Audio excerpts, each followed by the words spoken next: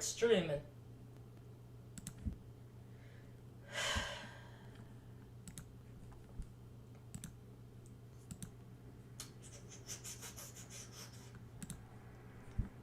Okay. There it is.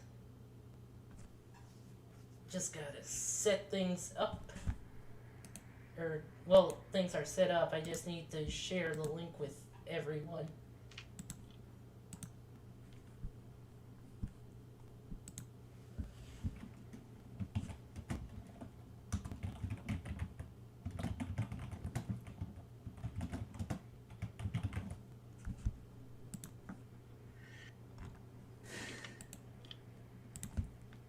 Copy link location. Paste. Copy paste.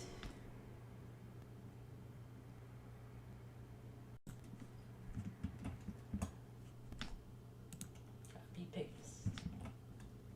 Copy paste.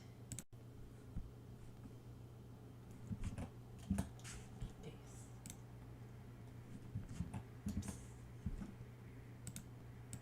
Release. Copy paste. Okay.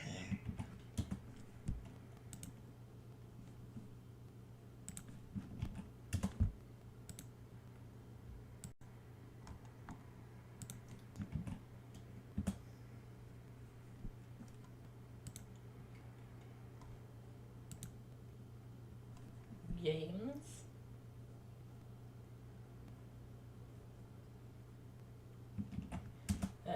Just farted there for brain fart for a second.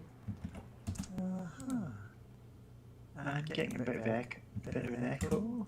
I'll You're deal right. with that. Oh, that can wait.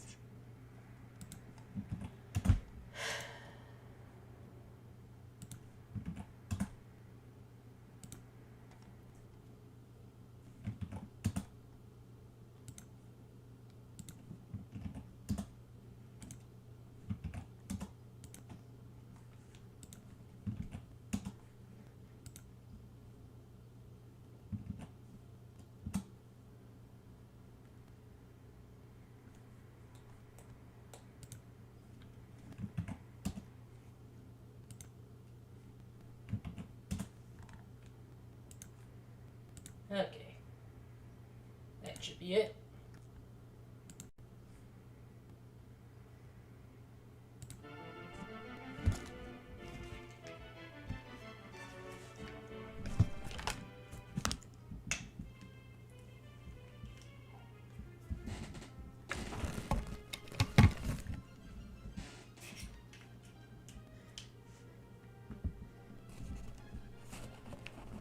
Right, so are we ready to go now? Yep. Okay. So if you're just tuning in, welcome to, I believe this is part 7 of Dragon Quest III, because we've been playing this game for, what, 28 hours now.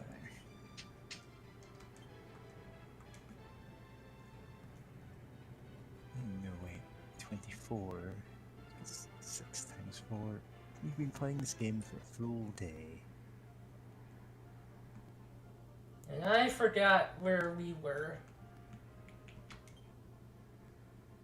Well, once again, this is a game that I have never played, so I can give you zero indication of what we were doing. It's been over a week since we last played too, so that's going to be fun. Okay, here's what we do. We bring up the previous week's stream, or just in a picture-in-picture kind of thing, and watch that to figure out where we were last time. Right? No? Yes. Anyway. Spell, return to me. I like that we can recall, remember, and forget. Forget what? I'm sorry, what? No. What can I forget? Recall, remember, retain, and forget. Forget what? Okay.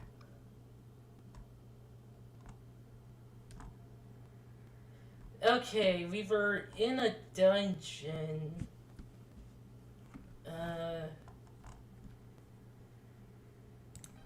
mean, we're clearly not now, given that we're in a town, so...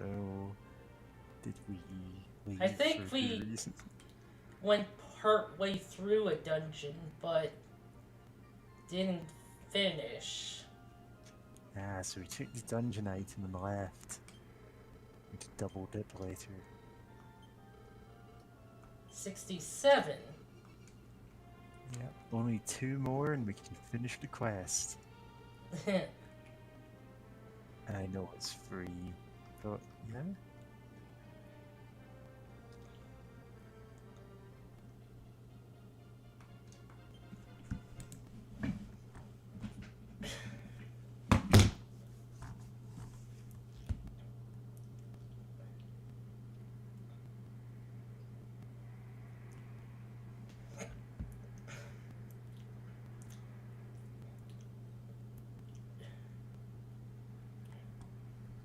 Okay, I think I just- know where to go.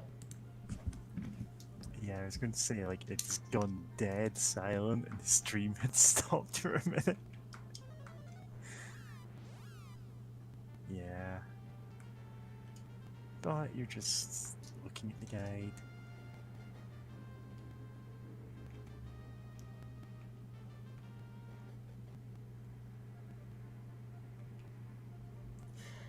Did we save state last time? I have 0 idea.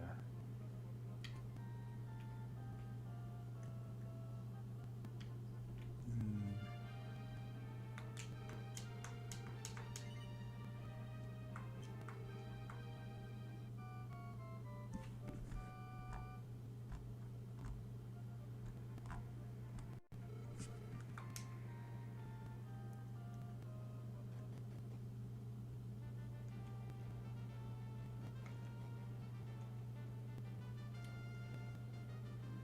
Here, I thought this was going to be shorter than Final Fantasy V. There's a reason it's called Drag On Quest. Drag on Drags Dragoon, on and on. also known as Drakengard in the West.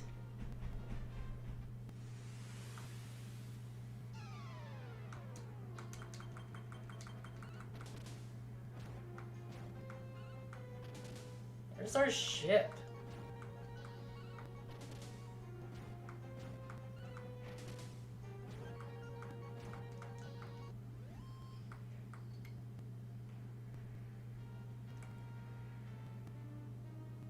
Still says where our ship should be, right? I'm going back to the past Samurai Jack.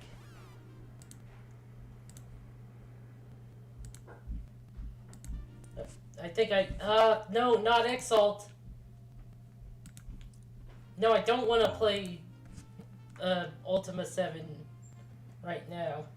Okay.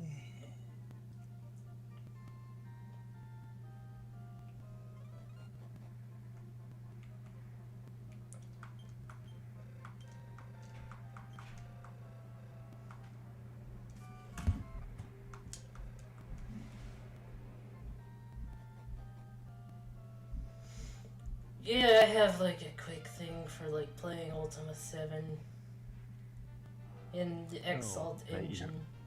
You have a Emulator. shortcut to it, and you clicked it by accident, and it booted up Ultima 7. Yep. Yeah.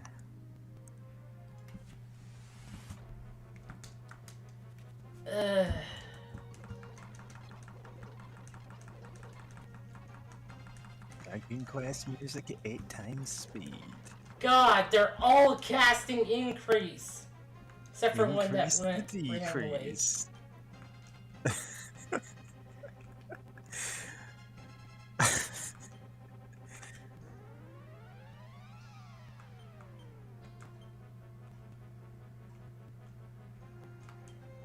There's just 7 of them, and they all cast the same spell.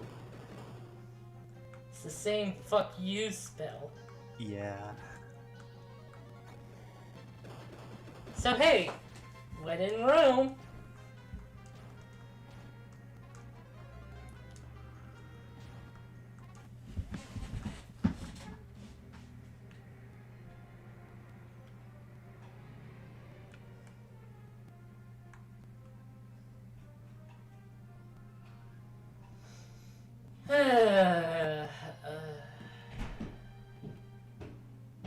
So I've been playing Persona 1.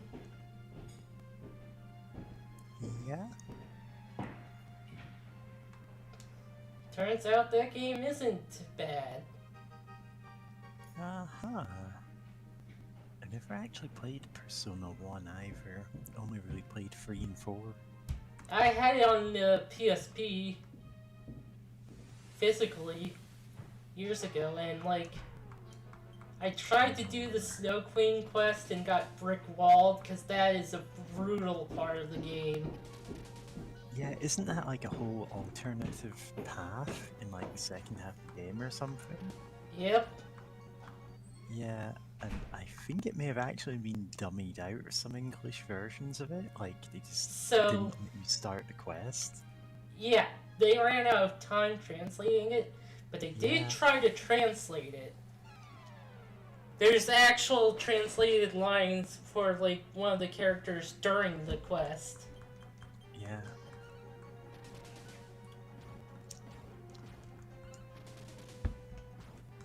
So yeah.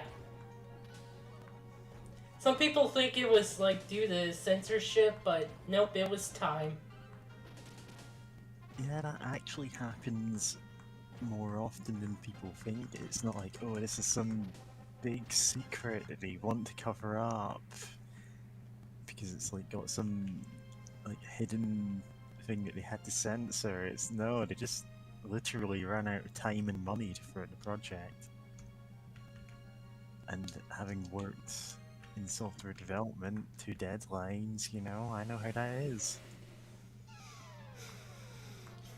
Well, if they weren't busy over Americanizing the rest of the game, they probably could have finished it. Shut up and eat your hamburgers, Phoenix. It's Apollo. That's Phoenix who Oh, says yeah. that. Yeah.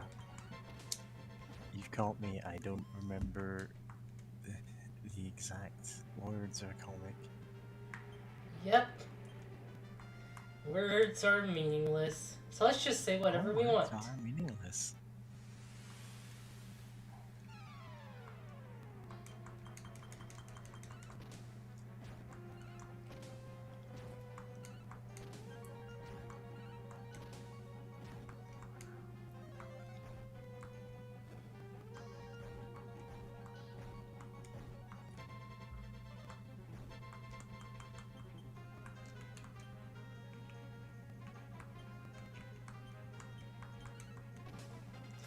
But one thing Persona 1 does have is a million elements for elemental attacks.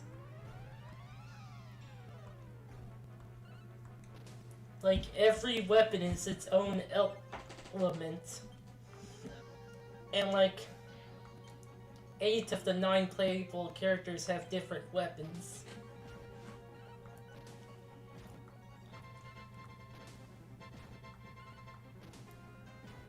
And then there's guns, which are different and have their own elements. Yeah? SMG, different from rifles, different from pistols, and different from shotguns. I would say, oh, Pokemon, but with gun types, but that's just Digimon. Shut up. Hey, oh. Yeah. Nah, I say that like from a point of view that Digimon is unironically good. I'm gay. Especially Digimon Cyber Sleuth. Yep. If anyone watching this hasn't played that, go play that. But not like now, it deserves more of your attention when you're watching this.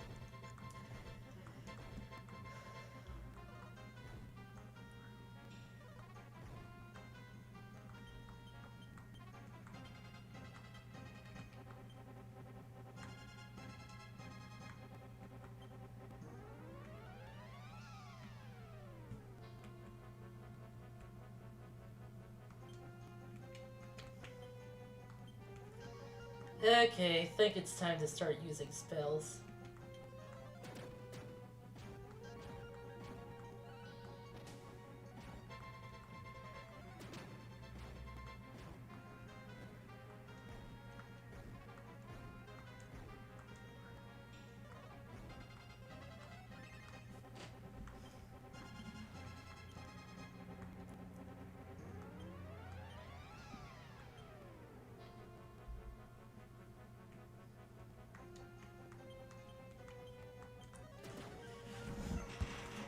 This does deserve more of your attention.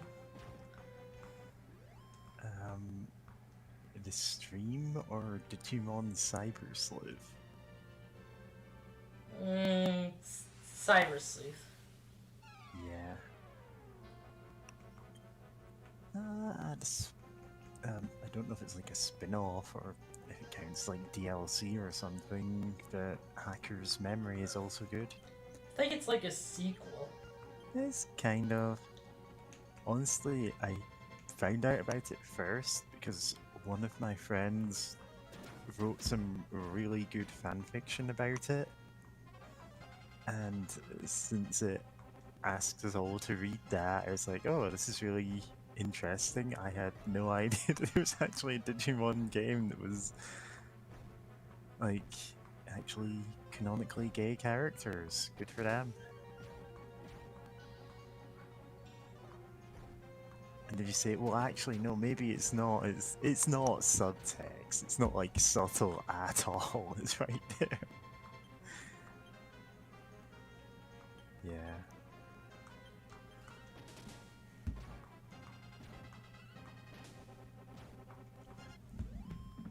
Also, one of the like opponents you can run into on one of the quests is explicitly a non-binary character, so good for them. Yep. In Cyber Sleuth. Yep. Not sure And about you're- Hacker's you're- Memory. They're protesting the fact that you have to pick a gender at the start of the game by robbing people, and it's like, you know what? Good for them.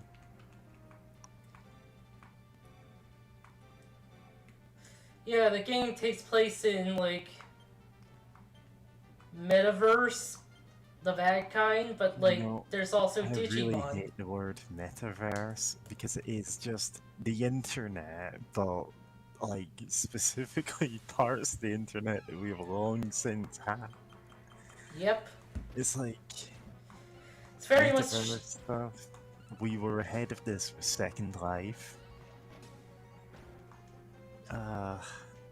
One of my course modules at university for 1 year was just let's mess around building stuff in Second Life, so I could actually probably still code in the language used there.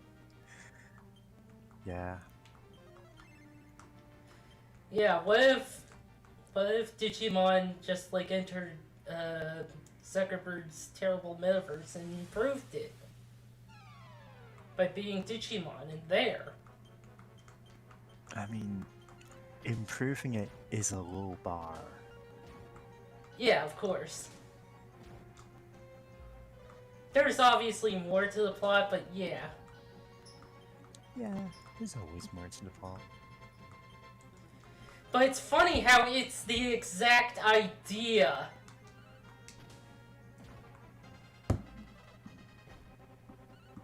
I mean, yeah, it's not a new idea.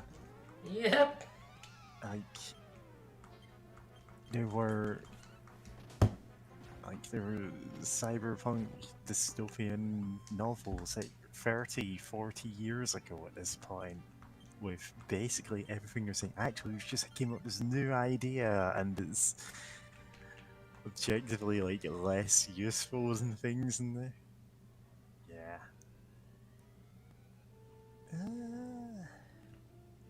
When was Snow Crash? Sometime in the 80s, I think.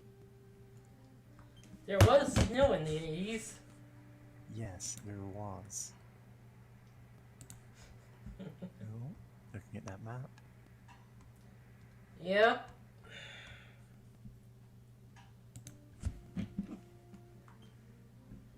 Let's see. Lifestone.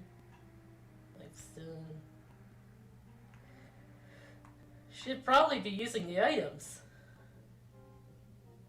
No, we need to save up every item for the final battle.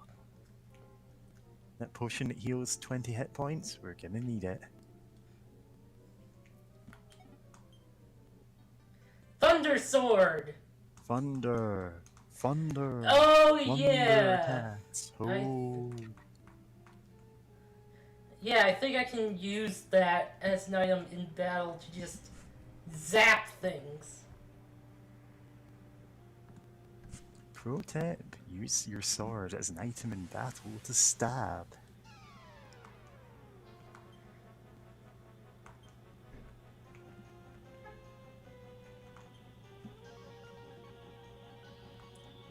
Does this do anything?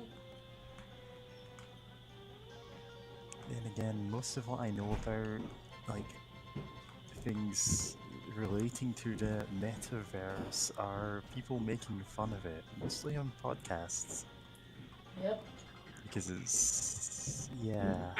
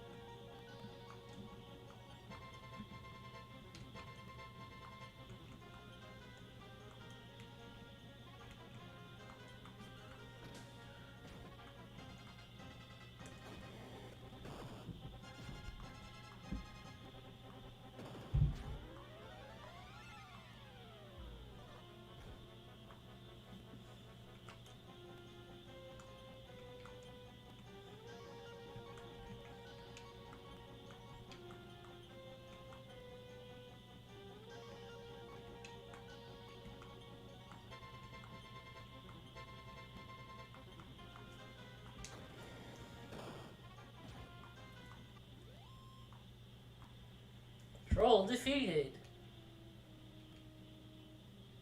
God, I remembered, basically, you know, Yu-Gi-Oh! Bridged? Yep. So there was like a part where he made fun of internet trolls, and like someone on TV Tropes was like, "Oh no, the poor internet trolls! How dare he make fun of them?" Like completely unironically. No, I've been to TV tropes, I know it's completely unironic. Yep.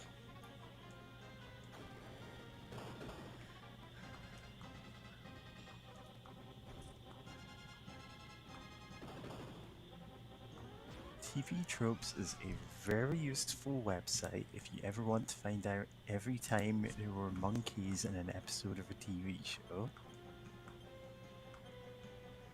But For anything else, it sucks.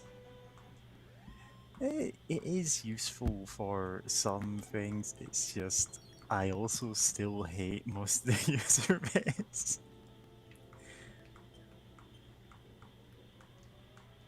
Richard Hive, the scum and villainy. Yeah. God, the Parcheesi tickets. So many Parcheesi tickets. If we wanted to play the Parcheesi game, we would just boot up a game of Mario Party, set all to AI players, and just let it play.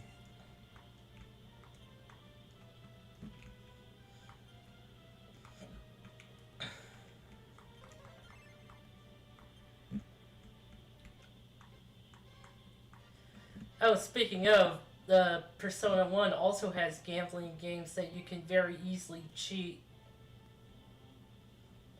Like the dice game is really easy. Yeah. I mean, There's also Codebreaker, but that requires special items to play it, so... yeah.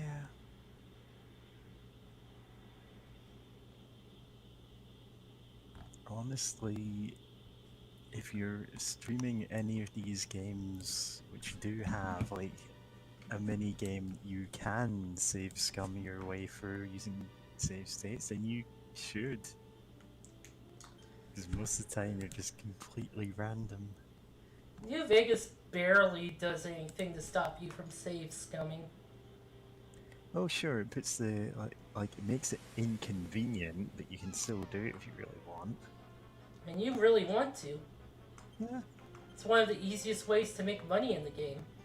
yeah. But honestly, like you're rarely hurting for money in New Vegas. Like you can remember all of the dead money guides to getting all of the gold bars out the vault. And then it's like, well, what do you spend them on? And you're like, oh, right. Because no vendor in the entire wasteland can actually afford to buy them. So you're bartering down. Yeah. And then, of course, you end up just living in whatever player housing you've picked, just with a pile of gold bars in the corner. I mean, you can sell them to certain guys. Like, I think the Gunrunner guy right outside of New Vegas has enough to buy a few of them. Oh, also, Yeah. the Old World Blues DLC. I mean, Old World Blues is full of things you can take back to the main wasteland and just be unstoppable with. Which is kind of the point, really. Found the blade armor, it's covered in knives. My armor's made out of swords. Yep. But it would require me not wearing the plush suit, so... Aww, that's a trade-off we can't accept. Can't afford.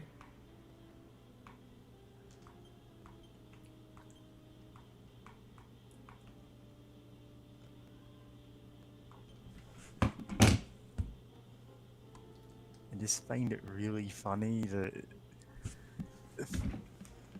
New Vegas is this DLC. The whole point is about letting go, about not letting greed define you, about like not clinging on to an idea from the past just because it's what you were doing before, and then it's well also because of bugs you can just take all of these gold bars out with you.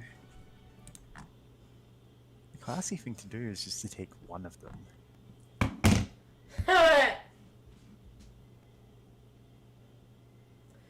It's obviously drop all your equipment you were carrying before and just take them. Even though the equipment can be really good. Yeah. I mean, the trick to getting them all out was to take a bin with you, stuff them in the bin, and carry that out, wasn't it? Something like that. There are ways to cheat around the weight restriction, and it's... A dead body counts as a bin. yeah, that was it. You could stuff them into a dead body and take like a hand with you. Father Elijah. No, it's funnier to leave him locked up in the vault with none of the gold down there because you've taken it all with you. And you're not even using it for anything, you just got it like piled up in a corner. Using it as a bed for your dog. Dragon. Dragon? Dragon.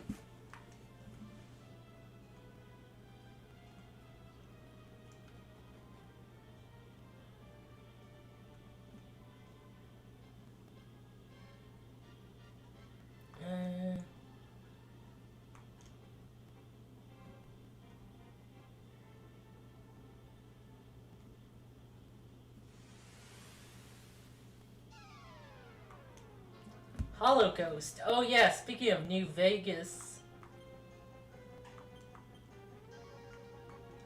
There was like the hologram ghost things there. Yep. You just have to shoot the projector. And you got the hollow rifle, which was pretty powerful. Yeah, if you've got, like, if you main energy weapons, that's one of the better guns in the game. I liked how you reloaded it.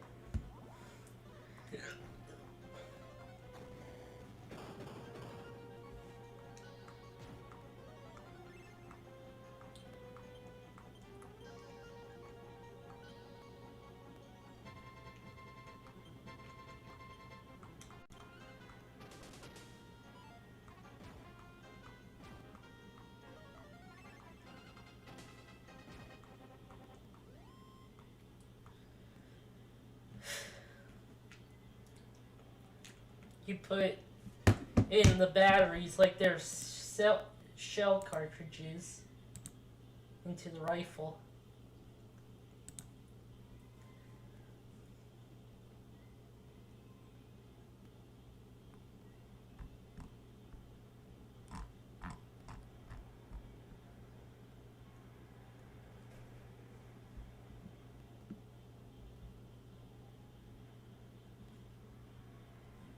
Ignore them.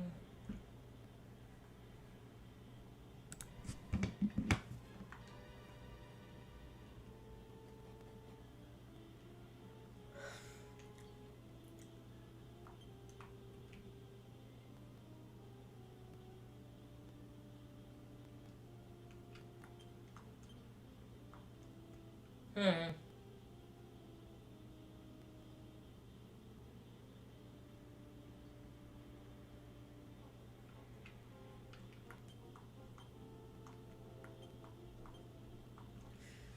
I had that guide that was like showing me where to find the mini medals.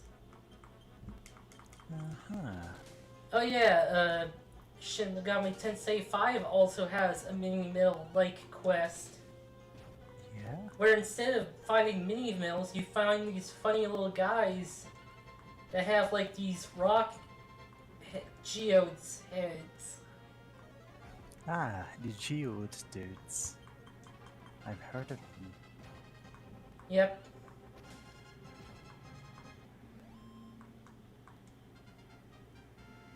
And Kitty levels up. And this isn't a game where you get completely refilled on level up. Let's see, Dragon Quest 3. Small Mills.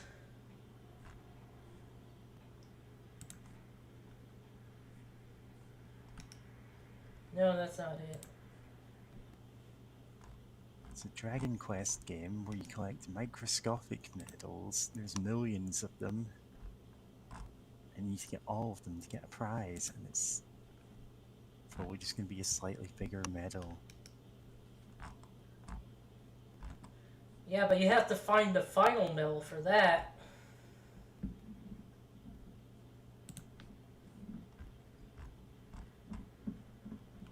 God, there was this guy that had pictures on where exactly to find the mini medals.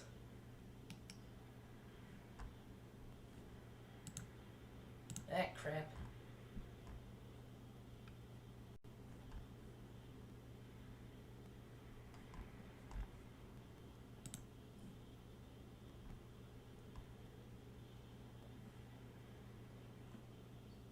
So I've been watching streams, well, videos of streams of, you know, that Mario 64 ROM hack where it's like, it started off that they added in like all of the beta stuff back to the game, but then they also like turned the entire castle into this massive labyrinth of like nearly identical copies of rooms, teleporters, all of that, and just like completely bizarre variants of worlds. Like you've got Hazy Maze Cave, it's above ground, or you've got Lethal Lava Land, but it's ice, No. and all sorts. Oh, You haven't heard of this one? It's like B3313 or something. I think I've seen links to that, but I haven't seen it. Yeah, it's pretty interesting. They do some very fun things with the level. Like, some streamers play it up as, oh, it's the creepy pasta ROM hack. It's scary, and it's not. It's more just very bewildering, like gigantic sprawling levels with bizarre designs. Secrets everywhere. Nobody knows how many stars are in it. There may be secret branching paths in the storyline. And it's like, why is it in a Mario 64 ROM? It's great. Found the guide that had the picture locations of the emails.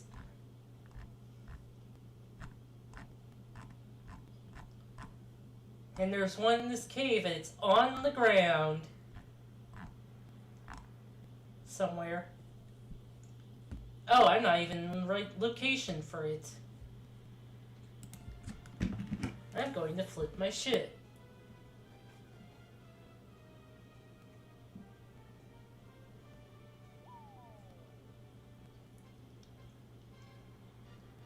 Nope, that's wrong.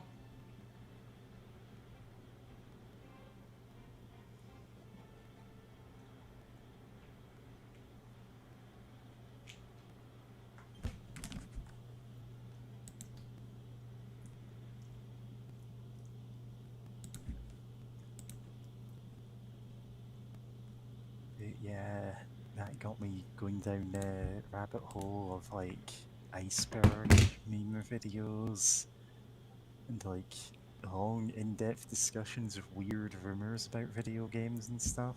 Oh, I just noticed Kitty Cat Herder joined. Hello. Howdy. Hey. Hi. I just wanted to say I incredibly, I incredibly hate my state's health. Just So I was just dealing with some business after some family stuff, and it's like I enter okay. The thing that's my issue is that my birthday is was entered in wrong when I was doing something with my health insurance, and that led to like I can't get my booster shot for the COVID vaccine because it's like my driver's license says the correct date while my health insurance says something different. So it's like, oh, okay, I'll fix that. So I get it's like, okay, finally can transfer over to the to the helpline, to someone to help me out, because I can't do this online. You see, because even though it gives You me can the never do ability, them online. You go through like a 20-page form, and it says, "Okay, now you're at the end of this. We can't help you. Phone the helpline." And you're on your phone with them for 2 hours, and they say, "Oh, can you do it online? You could try doing it online and call us back." yeah, And you're like, love "Why it. do you think I called you?" Yeah, so yeah, the thing is, like, it gives you the ability to, like, when you to change your personal information, to like set in a different birth date. But then, like, if you try to end, like, okay, continue, or like, confirm that, it's like, hey, you can't do that online. You have to call in. I'm like, oh, why? You let me change the date here anyway.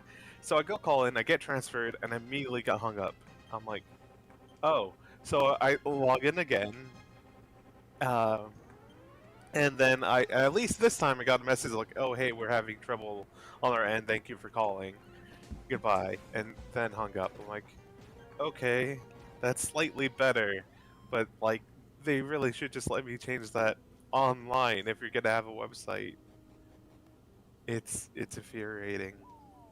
Oh, but then we won't be able to prove that the people wanting to get health benefits need them, I think. Is that what they're saying now? I don't know. I don't know. Oh, if you really needed this changed, you wouldn't mind it taking 4 hours out of your day in which you can do nothing else. Yeah. Yeah. I mean, thankfully, I was like, it didn't take too long to call. I mean, there's other things I was doing besides that, Kinda. but yeah, no, it's still the worst of whatever. Cause it can take like an hour or whatever sometimes. Oh, I know the first time I had to call in, that's where a lot of mistakes were made. Of just, I know someone put a wrong letter in like my birth name, and I'm like, oh, and then there's like other things wrong, like my address was the wrong street, and I was like, oh no. I'm guessing like everything went wrong with that one person that I called, that I called and like was there and just kind of took in all of my information but couldn't hear me right, and just like kept going. But yeah, no, I hate this. Yeah. I think I mentioned that I got vague threatening letters from the job centre about, about my most recent claim for unemployment, which was well over a year ago. It's like a year and a half at this point, saying, why didn't you report your change in circumstances immediately? You waited a full week, and it's like, what? A full week. Oh, you may have to pay like a charge of £50 if you don't call us immediately. So I called them and they put me on hold for 4 hours, God. and then they said, "Oh, we've got no record of you," and it's like me saying, "Well, no record of me, owing you some kind of money," and I went, "Oh no, we just have no record of you." Wow. Yeah, apparently I'm just not in their system anymore, which is, given the amount of spam emails I still get from like things related to that, I am clearly in their system. Yeah, Oh, I love and the thing is, Foster like, at most, I might owe them less than £50. And they're saying, "Oh, this is the penalty for not telling us." It's like, what? Porta Yeah. Lord. Torture For Lord. Lord.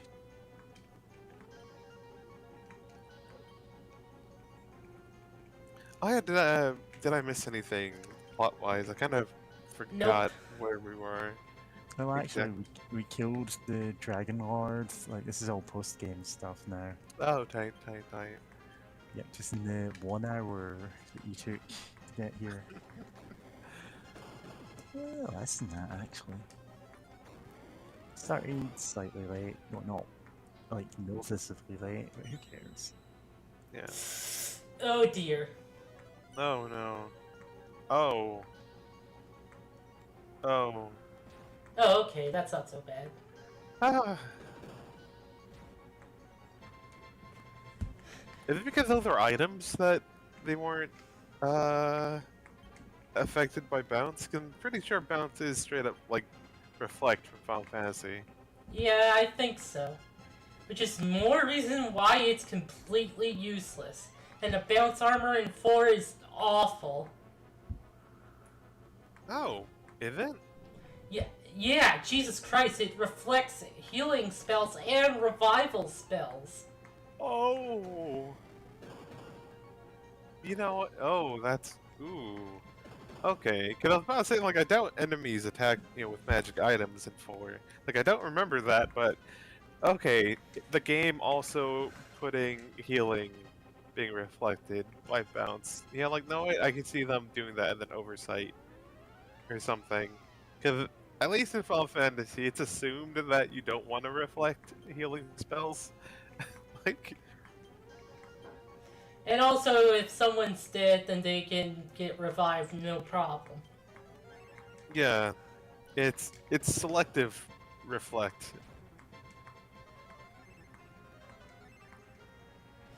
Like, healing No, will get reflected, but you kind of get to account for that. And also, there's no armor that has auto reflect.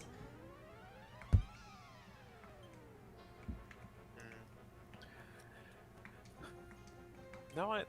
I've been thinking about D&D lately, in a lot of ways. And like for one, I need to do a big write up about it, but also I did this on my Twitter. I'm still thinking about it of just like the fact that they put like, oh, here's a table of exchange goods that like a goat is worth 1 gold piece, and you like these lists of goods can be exchanged for money at at their full like price or whatever. And I'm like, Oh why is god, no! Why did you do that? like why is this in the player's handbook? Like if you okay, especially since 5e was like, okay, we're gonna get a whole bunch of new players into the system, and it's like who the hell care? Like you're like, oh, D&D, that's the game. Like I They're play gonna be- RPGs. Like yeah, you fight dragons and stuff, right? And then it's like, oh, here's the price of goats and like bags of wheat, and it's like, who cares? Like this should be the Dungeon Master's Guide or something, because they'd be the only ones who like really care. Like, but then again, like it's like, why do you have the price of this? Like, if I got paid, like, if I was playing a game with someone at a convention or something, I don't know, like a one shot or something, and they were like, oh, okay, you slayed, the bandits, like, destroying the town. Here's like 50 bags of saffron. I'd walk out. I'm like, fuck this. I'm like, I'm gone. Saffron's worth more than gold in its weight. Yes, actually, Come I on, think just give so. me all that saffron. Can make some nice rice with it. Yeah, no, let me check out my phone, since I don't know how kindly my PC is acting today with having the video up and also opening the web browser. But yeah, no, I'm just still boggled by like, I mean, yeah, cool, it's worth more than gold and stuff, but it's like this is a fantasy game. You have cool gems and gold or whatever. Why? Who cares about like? I Something is gone forever. but Yeah. What you seem to be missing is that's there so the DM can give you the dragon's entire horde in goats. Like you And get goats? it's not 1,000,000 gold coins, it's 1,000,000 gold coins worth of goats, which is a 1 million million goats. goats. Oh no. I had to find it in the list of the website I'm looking at. Honestly, Uh, things like that just lead to the players ignoring the plot and like starting a farming village or something. Absolutely Or no, shitty they Stardew don't. Valley. Stardew Valley, but the only animals are goats and there's no plants. That's a weird Saffron. isekai. Oh wow, a 1 pound of saffron equals 15 gold pieces. Yep. It's worth 15 goats. What the fuck? Yeah. And have you seen how much saffron is at supermarkets? True. It's like a Then tiny think about, bag is a lot. like, It's a lot more than you. Yeah. a century ago, it was even more. Yeah.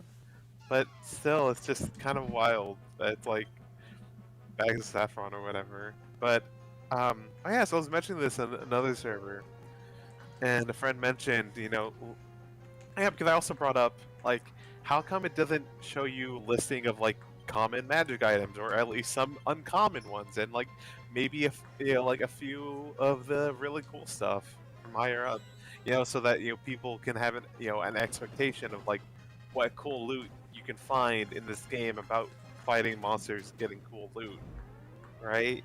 But no, it has the exchange rates of goats and bags of wheat or whatever, and they replied like, oh, you can't do that because the Look. worst edition ever actually had listings of magic items in the player's handbook. I'm like, oh yeah, 4E actually like upfront is like kind of showed you like, okay, here's like the general like kind of levels of magic items you can get at like general level bands.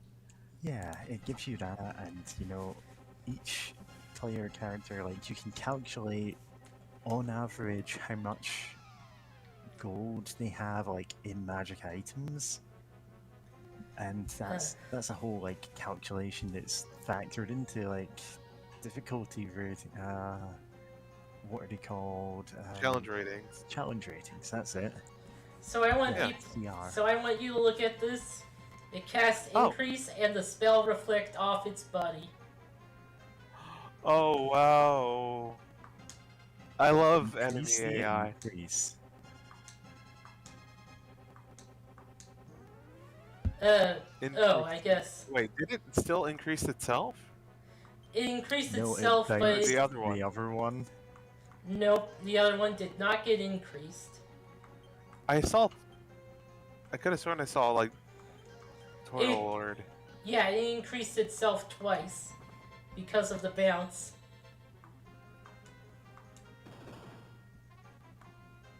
Ah, damn it. Missed. Damn it. No damage. Huh. Yeah, no, these affect them. It's just I missed. Oh no, I saw one that said like you did no or Kitty did no damage with an attack. No, you missed. Right. They made the missing sound. Oh weird. Cause it said like Kitty did no damage. Yeah, it does that. Weird, but yeah, no, it's just D&D is such a thing. Like I'm excited to continue a game I've been doing for some years now. Like next year, like it should be close to finishing that adventure, but it's still just as a project. D&D is so weird, and the fact that it's like there's so much that kind of stays around because of certain developers being like, no, this was from my earlier edition, so we had to keep it this way, or like some other It's- weirdness. It's kind of funny how much of D&D is cargo culted, not just by D&D, but by other games that were inspired by D&D. Like, they copy entire mechanics that have no reason to be in the game anymore at all from earlier editions of D&D. And Yeah. it's like unrelated games will just take wholesale mechanics from D&D and use them. So go, oh, well, they must know what they're doing. Yeah. Yeah. Gosh. This is why FACO was such a big thing for every game at some point. Because they all just copied D&D despite the fact it didn't make any sense. Yeah. No, it's so wild to me to think about how I keep mentioning RuneQuest, but I'll keep mentioning RuneQuest because it was a contemporary of only a few years apart, and even then they had some ideas that were kind of felt more modern than like some things that D&D still does, like having to calculate how many pounds of weight that you're carrying instead of just having like, okay, here's like a general encumbrance unit that like some things like so many of like 5 daggers or 4 daggers or something is like one encumbrance unit, and like a spear maybe like 2 or whatever, like some general vague sense so that you're carrying something that like kind of makes sense for like a person adventurer to be carrying around, and not just like 500 not like 5,000 pounds of like armor or whatever that you looted off of dudes or whatever. It's like it had that idea, and I know Pathfinder 2, 2nd edition also has a similar thing where it's like you can carry like so many like units. I forgot what they call it in Pathfinder 2, but it's like, okay, you have this. Some things are basically considered weightless unless you have like some unfathomable amount of them on your person for some reason, and some other things like arrows or whatever, they only count for being one whole unit if you have like 20 of them, and you also round down. So if you have like 19 arrows, then like don't sweat it, but like 20, that I'm like, oh no, that's a pretty neat idea, Yep. especially compared to What it D&D. is you equip everyone in the army with 19 arrows. Like, when you fired all of your shots, even if the guy next to you doesn't have a bow, he'll have 19 arrows that he can hand you. Yeah. God, but yeah, no, that feels so much more modern than like D&D is like, oh, every arrow weighs 4 ounces, and it's like, and the thing is like most countries in the world don't use ounces, so it's like, cool. I guess they're looking up for like what the hell that even means in like kilograms. It's like, You know that some people in Britain are pushing to go back to imperial measurements. oh no. And it's like, no, this hasn't been taught in schools in 30 years. Maybe Yeah, longer. I mean, Like, I know, like, imperial measurements, like, feet and inches, solely from playing Warhammer. Like, Warhammer tabletop fantasy game. I can tell you exactly how, like, I know instinctively exactly how far 36 inches is, because that's the maximum range of some war machines. nice. Also, these marauders are rude that they don't get affected by mist or whatever. They- I missed, but didn't you see all those great puzzles and the guys trapped in the books? Ah, I know, it's so great. You can you didn't play get all Myst? the pages, clearly. yeah. Yeah, you're right. If they didn't stick with it, I can imagine having, not the best time.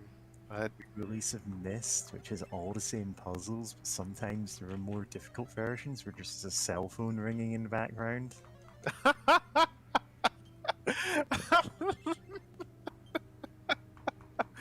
God. No, honestly, I do like overall. Now that I've seen the true ending of The Witness, I do enjoy the game overall. But at the same time, that doesn't make up for how rude it is. It's like a weird thing. With like, I like this, but how many people can I recommend this to that won't just like get, just won't get pissed off at some of this? Or just like, here's some, audio jungle, or just do audio puzzles, but a cell phone's ringing in your ear, or some nonsense. But anyway, yeah, no, I'm still thinking imperial measurements. I mean, they aren't the worst things. Okay, my opinion, they can have, both can have a place in some like things. Like if I go to like some burger joint or whatever, and they have like, oh, do you want your quarter pounder burger? I'm like, okay, like I don't want, I don't necessarily need to do like my 1/8 kilogram burger. Like, You know, like, if yeah, if that's you, fine, but like overall, like just stick with the metric system. if you went to know- a restaurant and say that the people who work there are legally allowed to punch you in the face. Yeah, The you're only allowed to ask for the Fortnite burger. Oh no. Oh, I'll rude have game. one Fortnite burger with Szechuan sauce. Yep. Oh, that's gonna get a decapitation. Ah, the future that liberals want, where retail workers are able to inflict violence on customers. Honestly, they deserve it. Yeah, especially like some people have been working there like basically their entire adult life. In some cases, it's like they especially deserve it. Like, Oh God. yeah, and the people working during the pandemic too. yeah, that's a lot. Yeah, God, the United States is such a hell country. Like, especially we didn't do anything to help, and then now it just Biden's like, oh, the Listen, people who did this get is the vested. Like, handshake meme of you, Yeah. me, hell country. Except it's Yeah. all of our countries. yeah. 'Cause I don't know of any country really, like, went for, the sensible thing of actually paying everybody to not go out and spread disease. Vietnam. I don't know. They actually did well with like handle. I know other countries did as well, like New Zealand. Overlord. Oh, nice. What is Um, y- marble? like I know. Um, I Or believe Vietnam orb. We are pondering the orbs. 3, 4, 5. Nice. How many are there? 6, right? Yeah. After 7, we could have summoned the dragon. Got no Hmm. wish. What's your wish? Let me find that one post. that the one thing I posted on Izukai. In my next life, may I be tall, hot, and have big bazongers. Amen. Aim.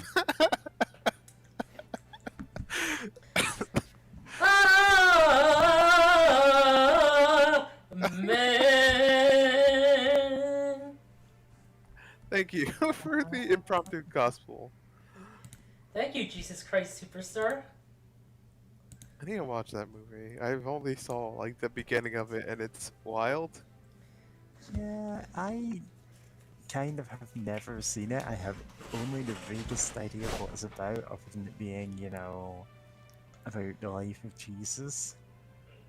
As, like, this sort of gospel-y rock opera thing. And there's also intentional anachronisms. I It's mean, great. I love intentional anachronisms, don't get me wrong. Like, there's a part where Judas is singing about like he's thinking about betraying Jesus, and like suddenly from behind him, like far behind him, there's like tanks like jumping over sand dunes, and it's like, where did those come from? Like what? Excuse me? And like okay, shit, and like that's like the peak of the song too. So it's like very It's cheesy. more of That's great. time to read some tombs. Tomb Hater. Tomb Hater. No, I guess since I was talking about D&D, it's also a funny thing that so many like that are. I'm talking over myself. It's a funny thing that like Dragon Quest allows you to like raid random tombs or whatever, but like that definitely feels like something from D&D, right? Of just going up to random gear like, oh, that one looks fancy. I mean, the game got its start in wizardry. Yeah. Oh, excuse me. So what's up? Let me go answer that. But yeah. I remember that Eye of the Beholder 2 has a section near the start where you can come across like a bunch of graves and dig them up and take. There's not like any useful items in there. You can just take like armfuls of bones out of it. Use them to weigh down pressure pads later on. 1, 2, 3. Except if you have a paladin in your party, they will 4, actually 5. give one few. 5 orbs. Where's the 6th one?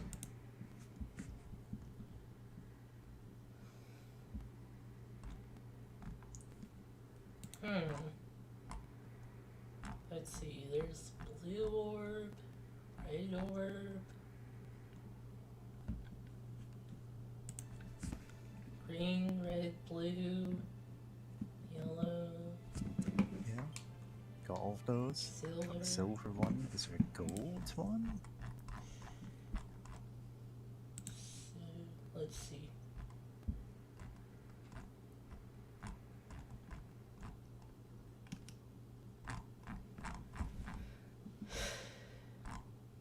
Got the green orb. Yes, we have the green orb. We have the 4 primary color ones, and I know 3 primary colors and green. Unless you're going by RGY. But anyway.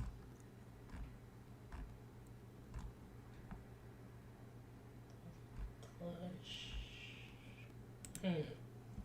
Sword of Gaia.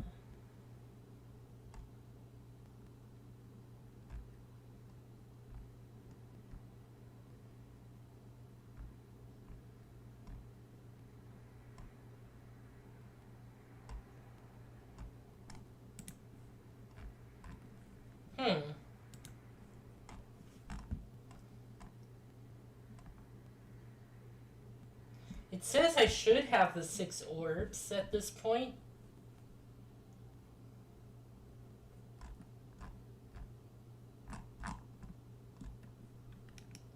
Hold on, did I miss something in the last one?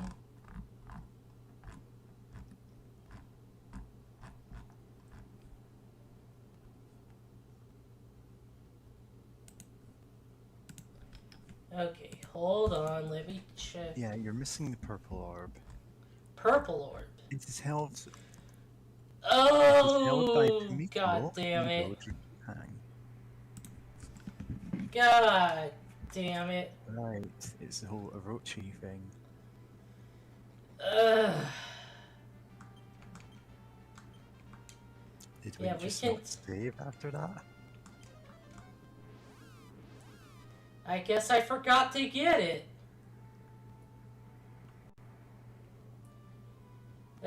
Cube orbism.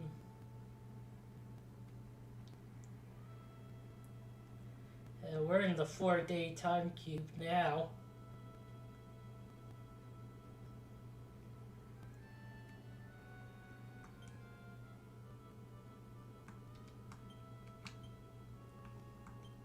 Yeah, it's a time cube is one of those things which, like, I'm Is- not sure if more or less people know about it now.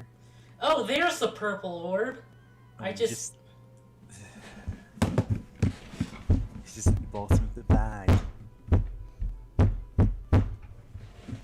Okay. That's done. Quest succeeded. Uh,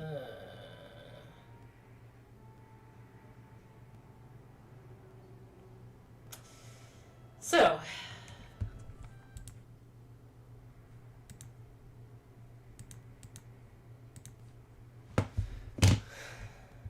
okay. Well, we got like 70 of the mini medals, so let's just return to town. Return to the past now.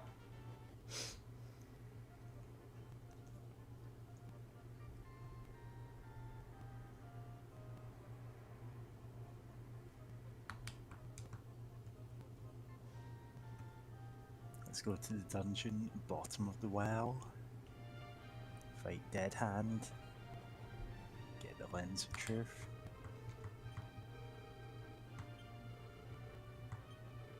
Oh. I mean, I know you've... Yeah, do we even need the Dragon Claw? Isn't that like a... I don't know, Okay. a monk item? Let's see, what does the Gale Boomerang, or not Boomerang, Gale Bandana do?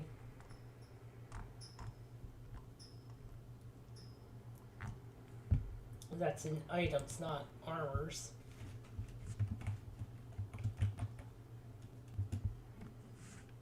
It changes your personality.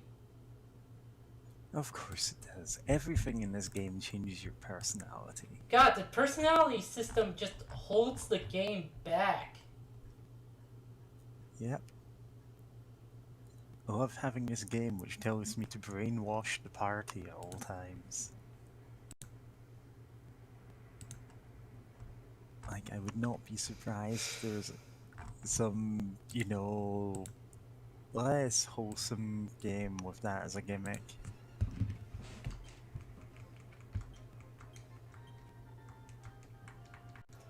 I know, actually, in Soul Hackers, monsters have, like, personalities and, like, trust meters, so that they might not do what you say if their trust is below a certain point. It might actually leave you if, you know, it gets too low.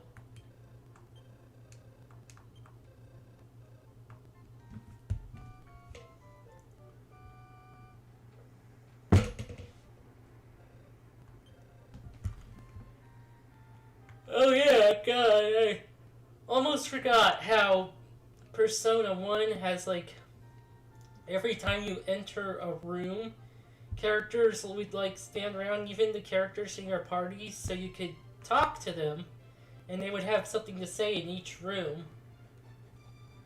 And sometimes it would be to remind you of the quest you're on, the main quest path. Talk to everybody in every room forever.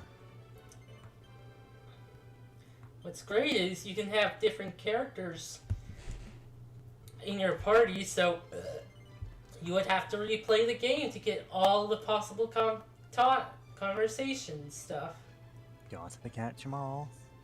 Including the character that's really hard to get in your party. And you have to go through so many hoops to get them. One of which involves not having not having a fifth party member until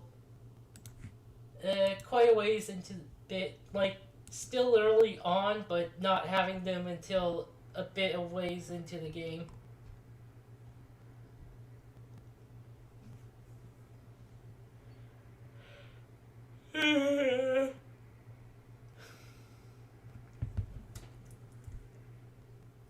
Oh, yeah, we gotta go to Newtown.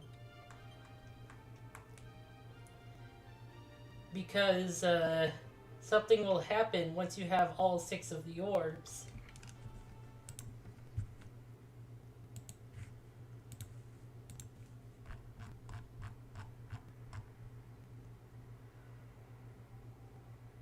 Oh, gotta do something before that, though.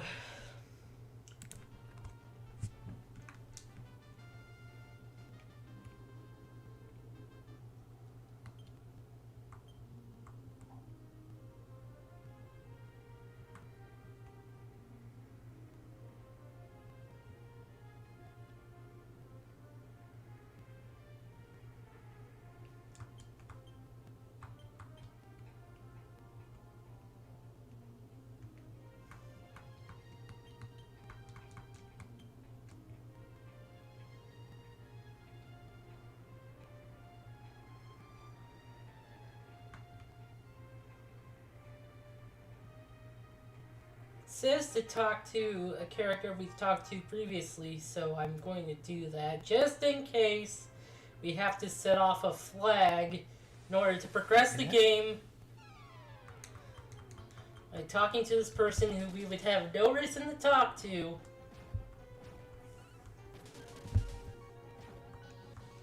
If you talk to them 128 times, it unlocks Luigi. L is real after all. L is real. 2401.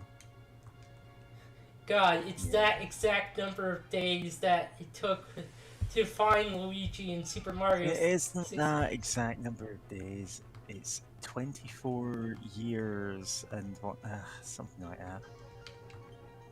It's some complete coincidence, and it wasn't that they found him then, it's that, you know, there was a leak around that time.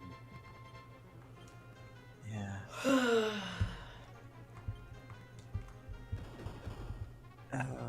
And that one Mario 64 ROM hack I mentioned does have Luigi, you know, being playable as one of the, like, lesser secrets in the game. It kind of tells you that one. Luigi should have been the final boss. Yeah. And he should be bleeding hyper-realistic blood from his eyes. Numb off. Yeah.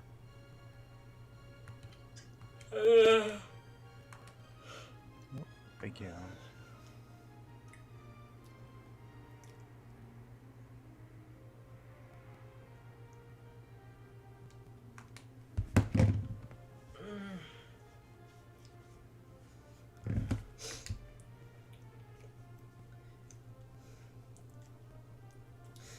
Nice of the princess to invite us for a picnic, eh, Luigi? Gay Luigi.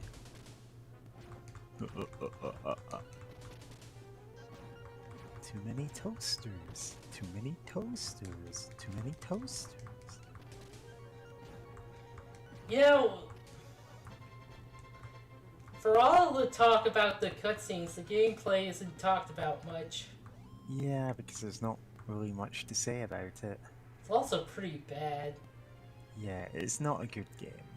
Like, at certain points it is impossible unless you have a fire flower. Yep. Because you can't jump and not hit an enemy that's above you. Because it's just a little bit too confined. Yeah, the game wasn't exactly programmed that great, and not to mention the CDI was already not a great platform. The controls kind of really weren't intended for games. Nope.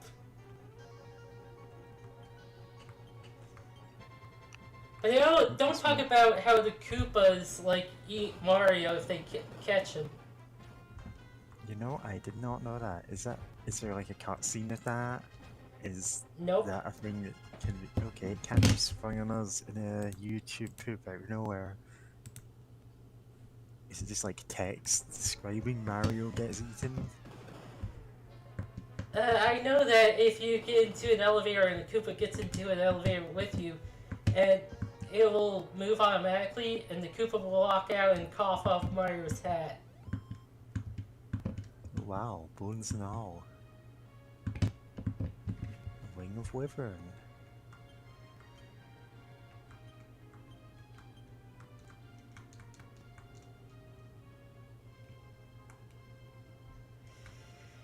You know, some games probably weren't meant to be streamed over multiple weeks.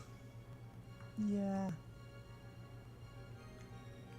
Probably would have been easier to remember what we were doing beforehand. Uh-huh. Well, we've got the orbs, right?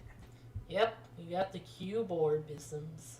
So, we've got to take those to the... what's it called? Hell.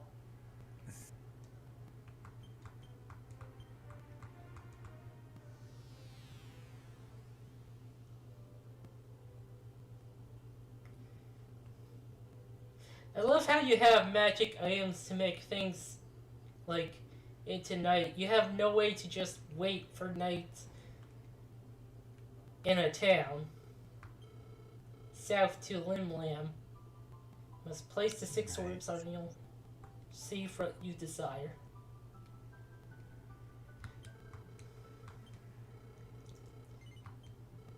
I mean, even Sonic would wait until night in Sonic Unleashed.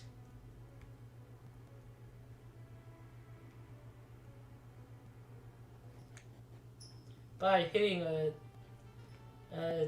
one of those sand dial things, but still, counts as waiting.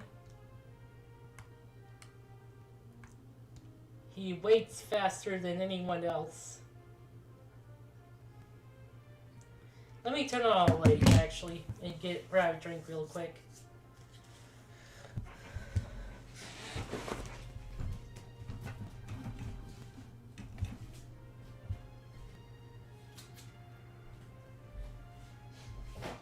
Hello, viewers. I am speaking directly into your ear.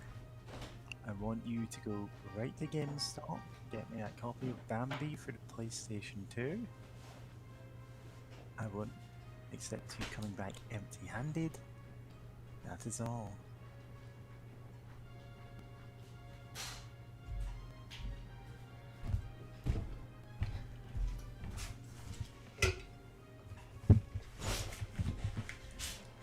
Okay.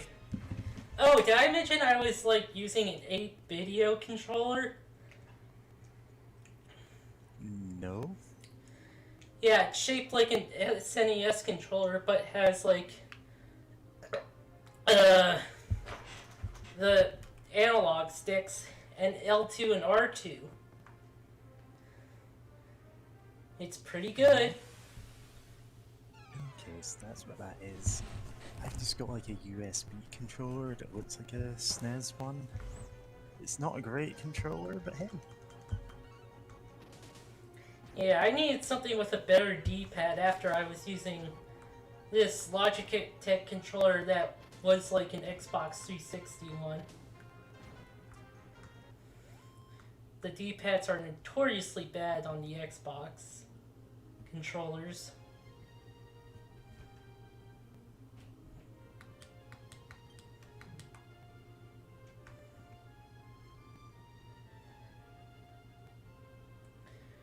Wormism is the way of the future. Okay.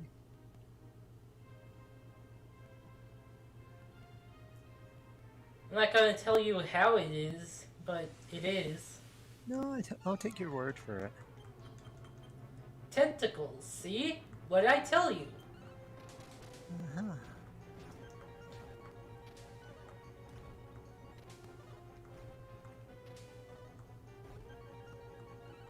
So, I'll manipulate everyone into thinking these coincidences were actually intentional!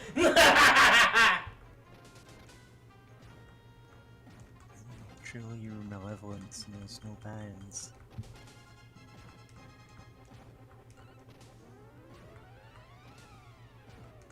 Yeah, I've also got a USB N64 controller, but I kind of regret it because it is very uncomfortable to play using.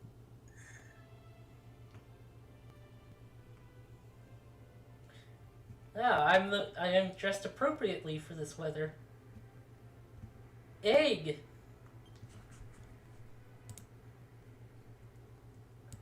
Eggs. Oh, hold on. There's a mini medal.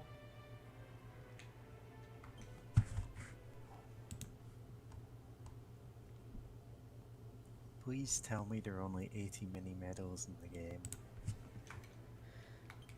There's 110. Yeah.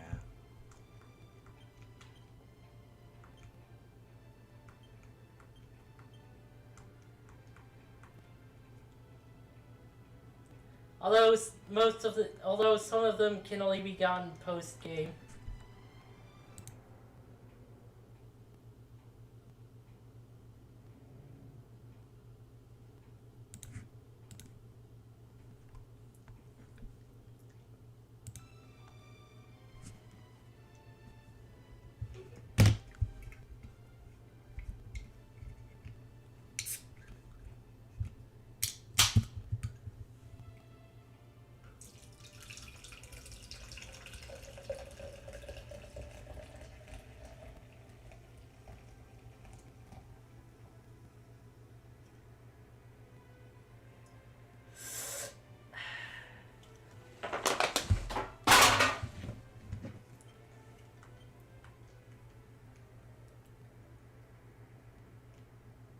Huh, they're supposed to be. Oh, wait. There they are. We are guarding the egg.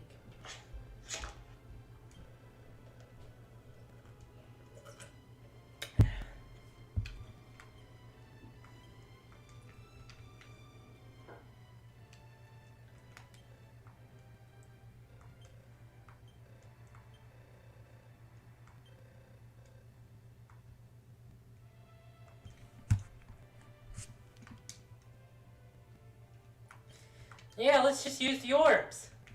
First off, fuck you, purple orb. Okay.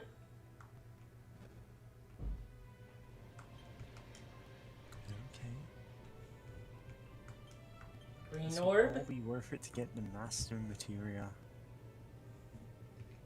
Close. Red orb.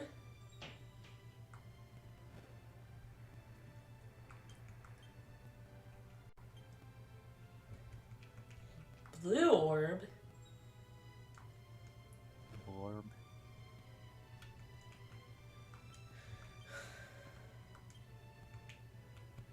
Yellow orb. Yorb.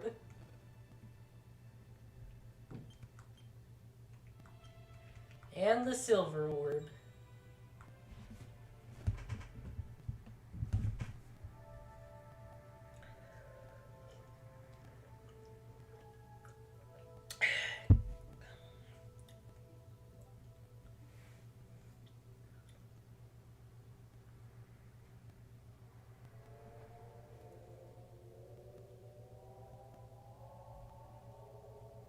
I hope I don't have to remember these colors in order to beat the final boss.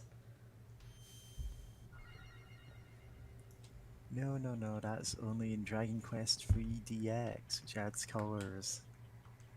But Oh, I am referencing Chrono Cross. Oh? Yeah. James, you are the only person on Earth who has ever completed Chrono Cross. No, I haven't. I know other people who have. I read an Huh. old Let's Play of it a long time ago. You know, I think they're just lying to you and they've never actually finished. You know, they say, oh yeah, my uncle from Nintendo totally told me how to beat the final boss. Chicken. Phoenix. Nope, that's a chicken. Be a goose at most. Big Goose? Honk! Oh crap, we made an Untitled Goose Game. Dragon Quest I mean, that's a Edition. good... God, that'd be fun, honestly.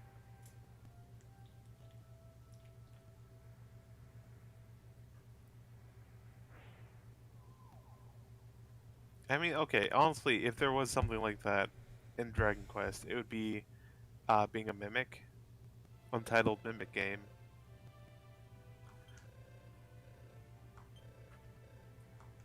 We're pure of heart? Being sexy means you're pure of heart. Pure of heart, Obviously. dumb of ass, homosexual. And also fur of suit. It's because And we're also- all gay. Yeah. Or more or less.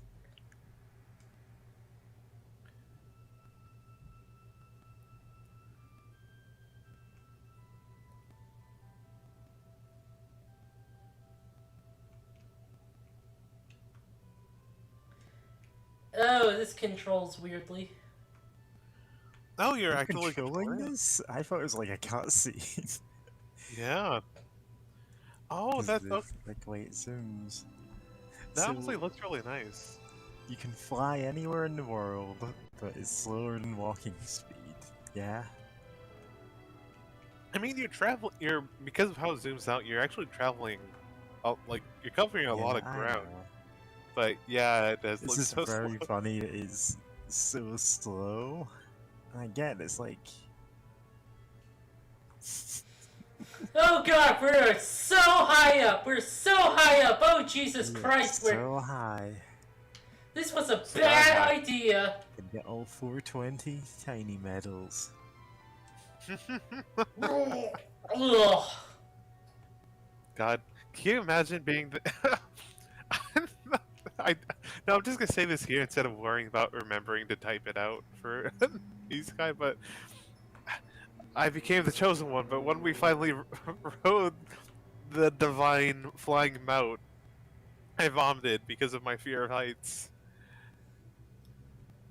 Bart's had a fear of heights. Oh, Bart did have a fear of heights. And Yeah, look, no. 4 stones.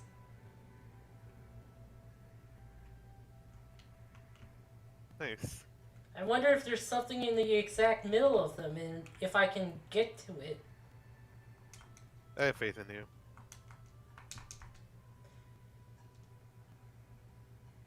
Is that it? Did I do it right? Oh crap, I did it. You got back on. Probably park a little bit down, or like above it or It's below it, parallel parking now. just so that you can walk upwards. Maybe you'll find something there.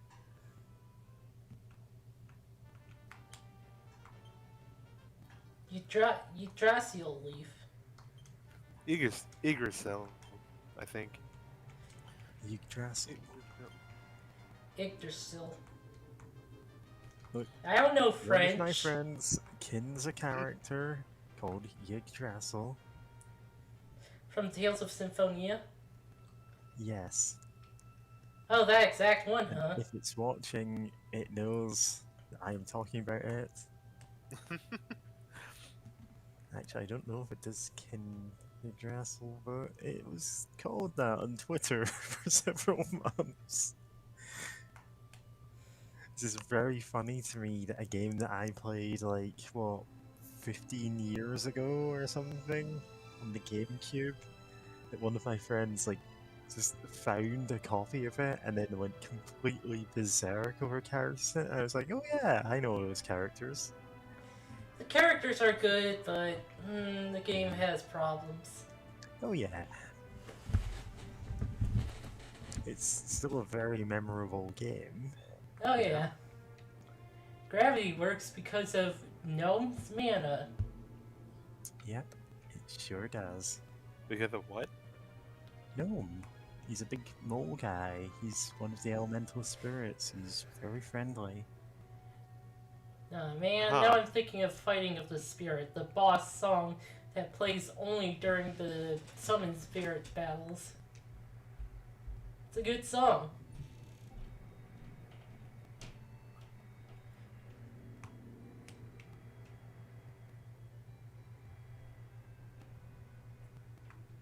But yeah, I think I mentioned that in like the when it was brought up, like hopeless boss fights, when we were talking about that in chat. There's a That sequence part's of kind them- of that part is kind of a spoiler, so It's a you know. huge spoiler, so I'm not going to say who the other two bosses in that sequence are, but there is a point where you fight a boss who you must defeat for the story to progress. If you lose him, game over. You have to go back and do it again. There's a second boss in that sequence who is very tough and is probably massively, like, you'd need to massively overlevel to actually, you know, keep up with him. Or be You can clever and just use. barely beat him and get like some optional reward. I think it's like a nice sword early or something. And right after that, win or lose, the final boss of the game, Yggdrasil himself, descends from the heavens and just beats you like effortlessly. He spams instant kill attacks. He hits, like, he uses attacks that hit the whole arena. He has so much hit points that you barely scratch his health bar before he just flattens you. And also, This there's is- like a timer to make you auto lose. yeah. There's a timer where he will just cast an auto win spell and kill you. Like even if you are way over leveled, it just Yeah. ends after a certain point. There's no reward, no penalty, nothing. It just is. This is what the final boss is. Good luck. Oh wow. And win or lose, it, you know, takes you to the next part of the story. Well, I say win or lose. You can't exactly win. But if you like cheat and win somehow, it will still take you to the same place.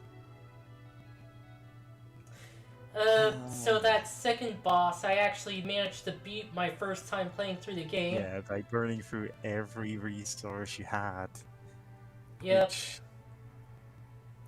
like, with section falling, you can restock pretty easily, but it does still have the feel like a climactic boss, despite being completely optional for you to actually win.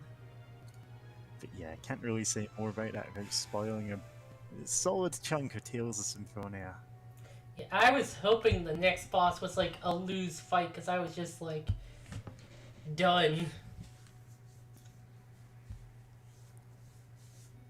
God.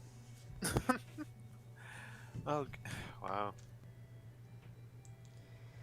So here I am, drifting with this bird. Yep.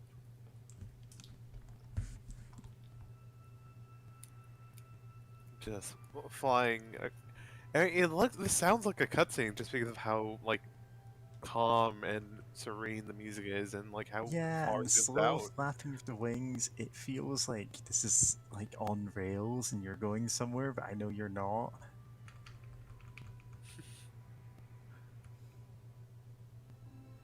If I double tap, it makes him go down slightly. So I don't know where we're going, or if we just got like the ability to fly. I anywhere, know where just- I know where I'm going.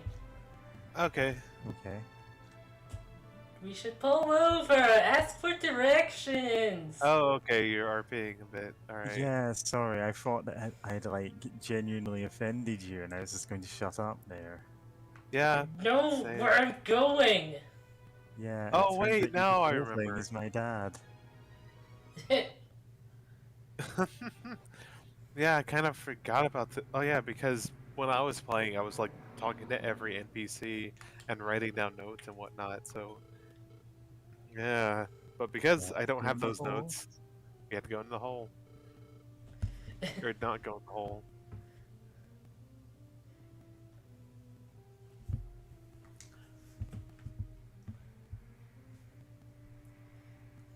Pit of despair. I will give you despair. This is Gaia's navel. Huh. Oh wait, I remember this now. There was a place called Gaia's Navel in, what was it? Secret of Mana. Oh yeah, this is the pit that goes directly to hell. Yep, Some people jump in it. It's like, why? you know why. Yeah. I'm remembering like this. I don't really know what to call it. Like, not a creepypasta, not really a folk tale. It's Urban legend. urban legend, maybe, of the well to hell, which is a thing that was like published in a newspaper at one point, where they said, "Oh yeah, Russians have successfully dug down to to a hole that they believe is hell. It's full of echoing screams of the damned. It's impossibly hot. It just melts the trails. It's this giant cavern. There are people down there, and it's like, you know, increasingly like, oh, this is just, you dug into hell. What?" And clearly it wasn't a thing that actually happened, but it was reported for some reason, so...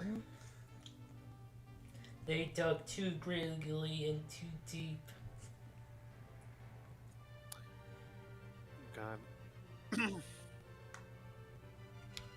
But yeah, let's go into this castle. The See legend what's up. holds a team of Soviet engineers, purportedly led by an individual named Mr. Azakov, in a place in Siberia, had drilled a hole that was 14 kilometers deep for breaking through into a cavity. The temperature within was 1,000 degrees Celsius, heat from a chamber of fire from which purportedly tormented screams of the damned could be heard. I think I did hear this story on, like, some sort of ghost show that talks about ghosts and stuff. Yeah, it's obviously a hoax. Tornado. Let's try out that new Absolutely. tornado spell. Nice.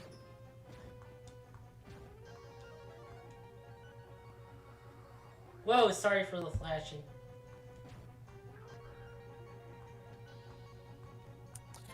These enemies feel like they have a much higher spell resistance than in like the original game. I don't know if that's just like I remember them having like they get more resistant to spells later on, but like this feels ridiculous. Yeah, it does. Like, Stoneman's weirdly detailed feet. God, It's like, you know that thing where you can tell what an artist is into by how they draw? Yeah. God, Yeah. yeah. I wasn't thinking about it until you mentioned it, but yeah. I was thinking about it.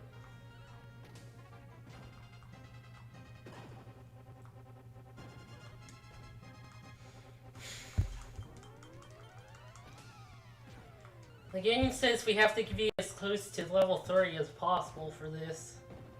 So, Oh, time for the grind. oh no. Our favorite thing. It's not our favorite thing. And yet we You do know it this. so much. Raindrops on roses and whiskers on kittens. Oh, we're not doing that? Okay. I can't. My voice is kind of. I can't really sing that, and also I don't remember most of the lyrics. These are a few of my favorite things. Oh goodness. Brown paper packages tied up with string. Yeah. These are a few of my My favorite favorite things. When the dog barks, when the bee stings, when I'm feeling sad. I simply remember my favorite things, and then I don't feel so bad. Yep. Yep. Yeah, I'm trying to listen to you to get the lyrics, which isn't the best practice on the stream. White cotton dresses with blue satin sashes, snowflakes that stay on my nose and eyelashes. Wild geese that fly with no, not Bell me. sign. Liquid These metal are slime. Metaball. It's the metaverse. Destroy it. No, Oh, kill it. ran No. off. Metaverse escaped.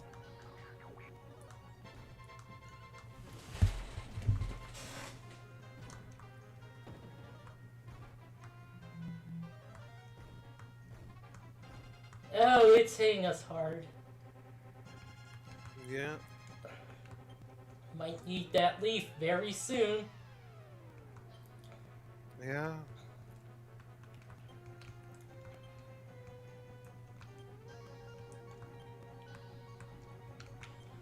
Yeah, it was in Dragon Quest 2 where you can just easily sail to the island to get a leaf, right? Yep. But only Weird. one at a time. But only one at a time. Although you could find treasure chests that had the leaves in them, and you could have more than one. Then Oh, I never knew of that. You can have more than one. really, because it Hey. happened when we played. Oh, I must have not remembered then, because yeah, I was so used to. I know when I played through it, I only had one. I don't. Yeah, I think maybe the original was a bit meaner in that regard, in like how many you could actually have and like where did it come from. Oh, this is sucking. Yeah. Turns out I got like every verse of my favorite things wrong. Oh. Approximately right. I think I got like half each of them. You are approximately correct. The best kind of correct. Wait, I have why is approximate knowledge of many things. this thing?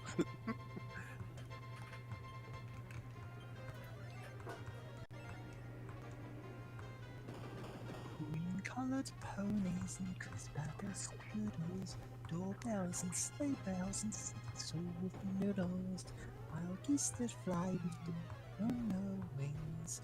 These are a few of my favorite things. Girls in white dresses and blue satin sashes, snowflakes that stay on my nose and eyelashes.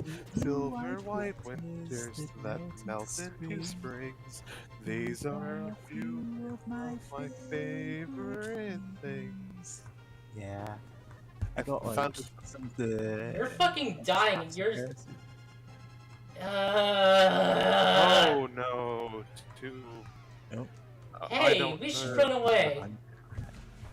Fuck. Well, we should try to run away. Oh, wait, no, we can't. We can never run away because fucking. We lost money. We lost half our money. How much money did Yeah. we have? Blacked out, lost half our money, respawned at a Pokemon Center.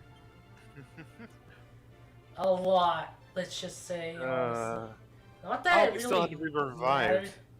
Oh, yeah, that. That's Wait, extra Mary mean. knows- revive, right? Or vivify or something? Yes, actually. I might as well Thankfully. give it a shot. Yay! 50-50 chance. Yay! Now let's go at the cheapest inn we can find before actually continuing. Oh yeah, we have the free one. And I mean, we're just crashing at uh, your mom's house. Just like,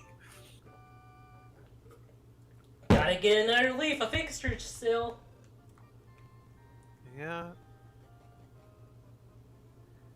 Dude.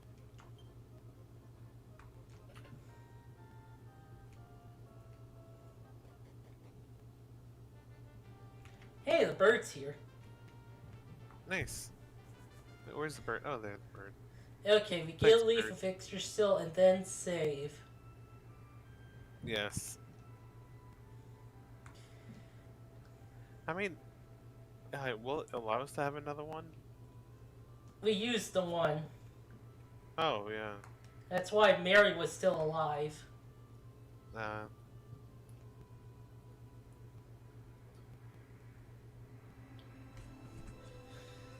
Ugh.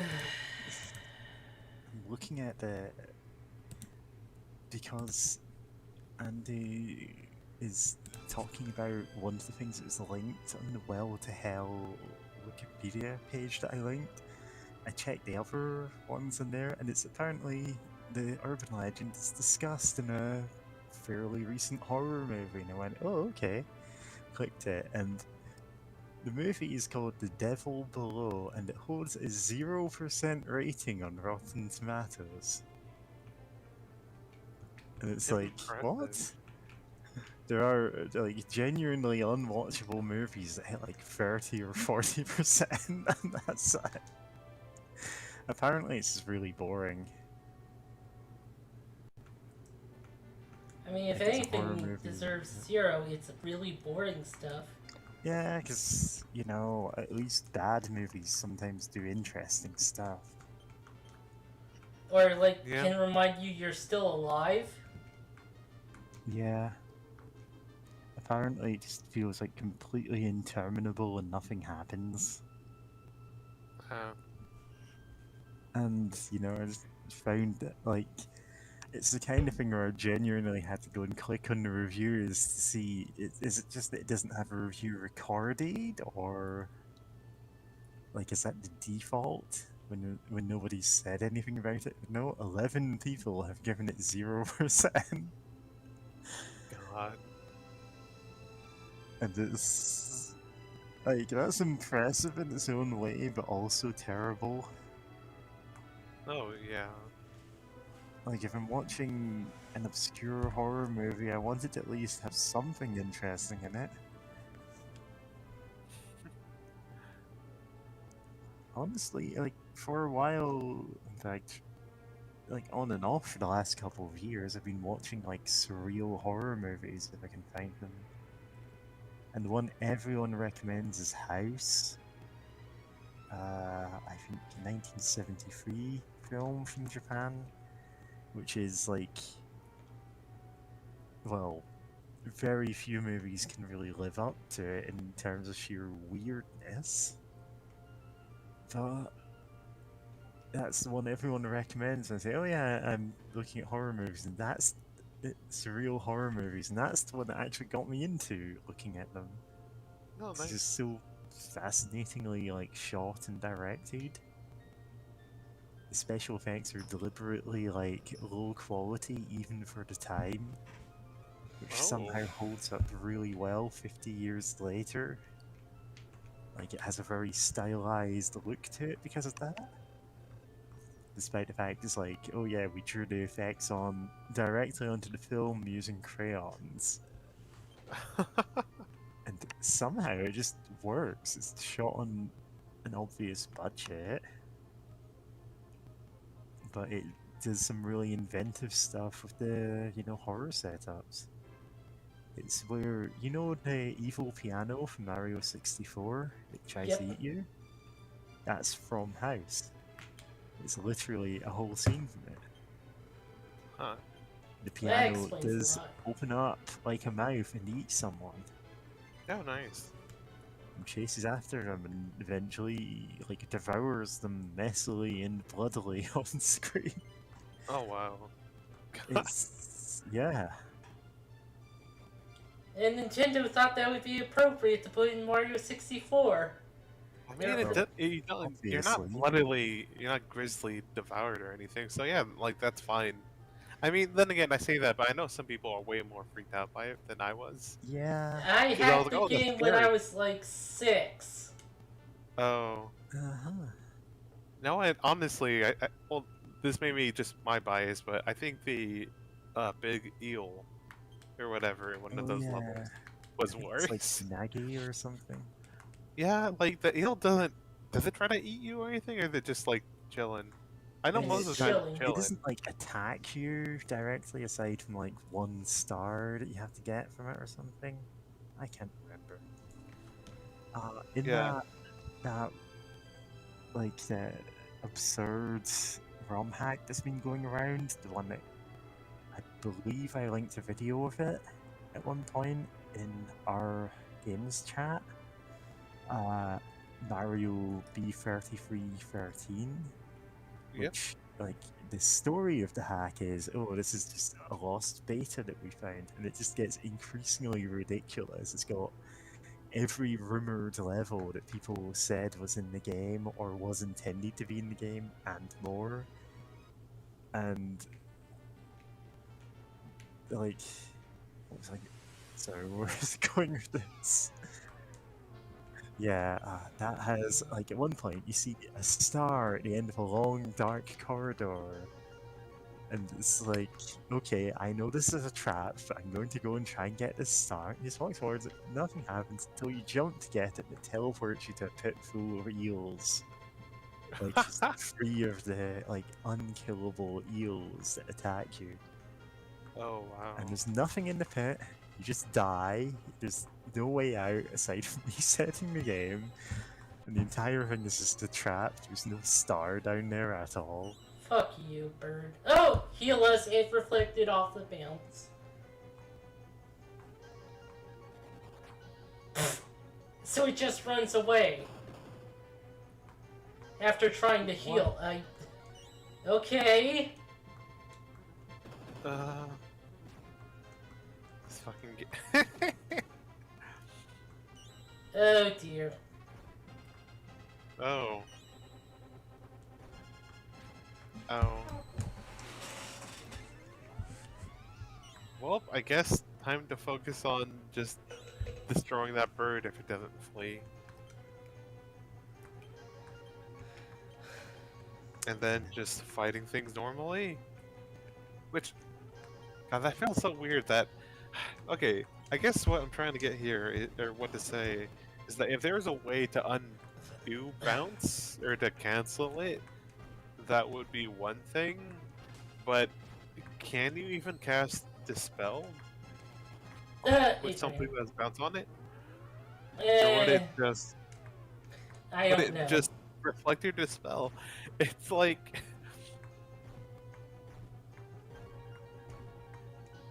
That's a weird thing, because it's like, it feels potentially way too strong, or like, that much more annoying, because there's only so much you can do The about thing it. is, we are using items that get past bounce. True, that does help, but it's still like really annoying. And there's like nothing we can do about it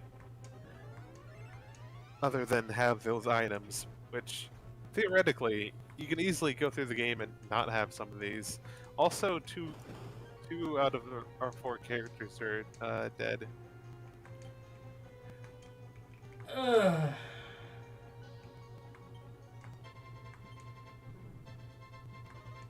This game is rude.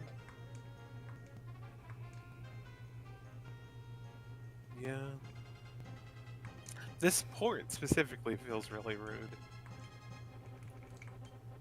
No, wait, you have Vivify. Trust me, this is not more rude than the original version of the game. Did it fart? Alright. No, it kind of sounded like a fart though, but it wasn't a fart. Apparently, like, I know that the original game did have that bug, which you could order everyone to parry aside from the last person in your party, cancel out of it, and they'd all still count as parrying as well as whatever else they did that turn. Oh. So basically, everyone but the last person in your lineup would always have extra defense. As long Nice. as you want to like micromanage that. And it's in official guidebooks and stuff. Huh. Hey, I have to get oh, another here's an leaf. obscure thing we found 20 years later. This is a thing that was known when the game was released. Oh, that reminds me of the going through rooms 64 times and causing the game to bug out, glitch in Final Fantasy IV, Uh-huh. where like the newsletters called it Zeromus's Curse of Death. Yeah, I'm assuming that it's just like there's an integer there that overflows when you go into it the 64th time. Yep, Yep. Because, yeah, and it's It's like like- yeah. certain entryways can do that. Ugh. Yeah. It's like translators for Sonic hastily covering up like pits that you could get stuck in until the timer ran out by calling them Robotnik's time traps. Deadly speed traps. You know, speed traps, that was it. Yeah, Bowser's if you- time trap is a whole other thing, Yep. Love it. which is a bug that was in Mario 3 where you could beat Bowser, but then do something that would cause his door not to spawn, like he exits his boss fight room, and then the timer would run out eventually. Or was it? No, I can't remember the exact specifics of it. Let me look this up. Alright.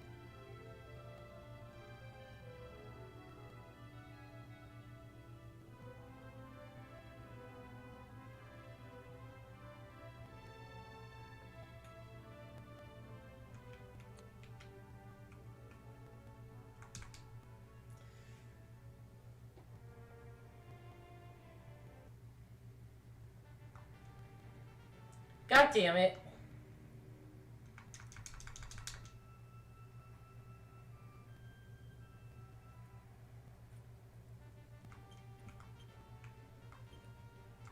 Whistle. Come fight me, motherfuckers.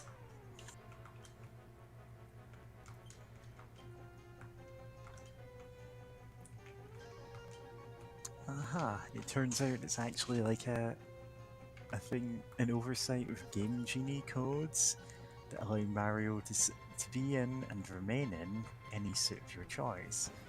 But they also overwrite unrelated data that's part of the door animation after the final fight with Bowser, causing the game to freeze if you did not enter the door immediately. The Game Genie codebook warned the player to do that, or else you'd be caught in Bowser's time trap. The game paused forever.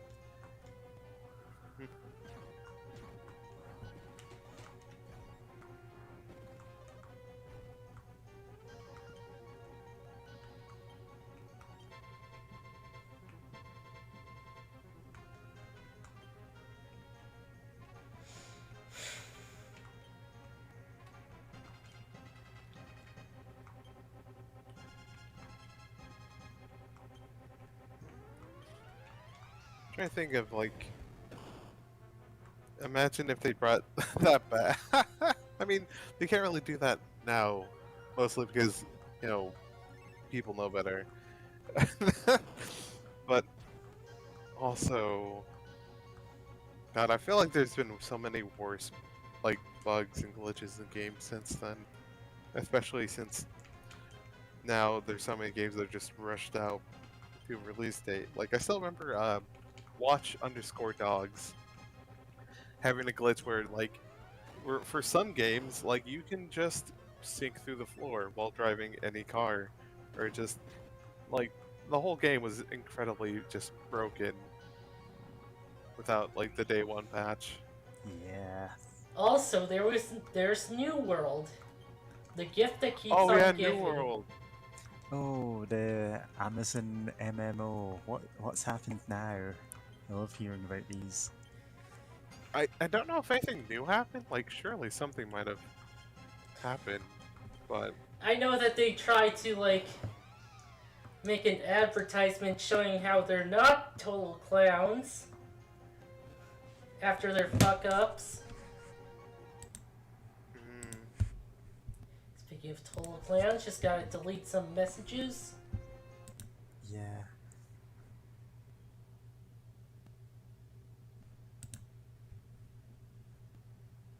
Oh, huh. That one was almost a word. Yep. Yeah. It's just very funny to me that Amazon, like, created an MMO where the economy was so broken that people started their own alternative barter economy. And this is like the currency was worthless because of the way it was set up. Hmm? yeah. Gone silent. I guess you're looking at a guide. No, it's just Yeah. reporting stuff. Ah. Uh, Honestly, half the time I don't bother because, like, these are all disposable bots. They're just gonna be back with a different name and a randomly chosen, like, picture of, like, just a stock image for their avatar. It's not like an individual bot is going to stick around for long anyway. true, but at least it gets the message off of the Yeah. stream, though. I mean, if you just want to. Actually, can you make us moderators? I don't know if Uh, that's a thing. Try typing in the chat. Will do in a second. Let me.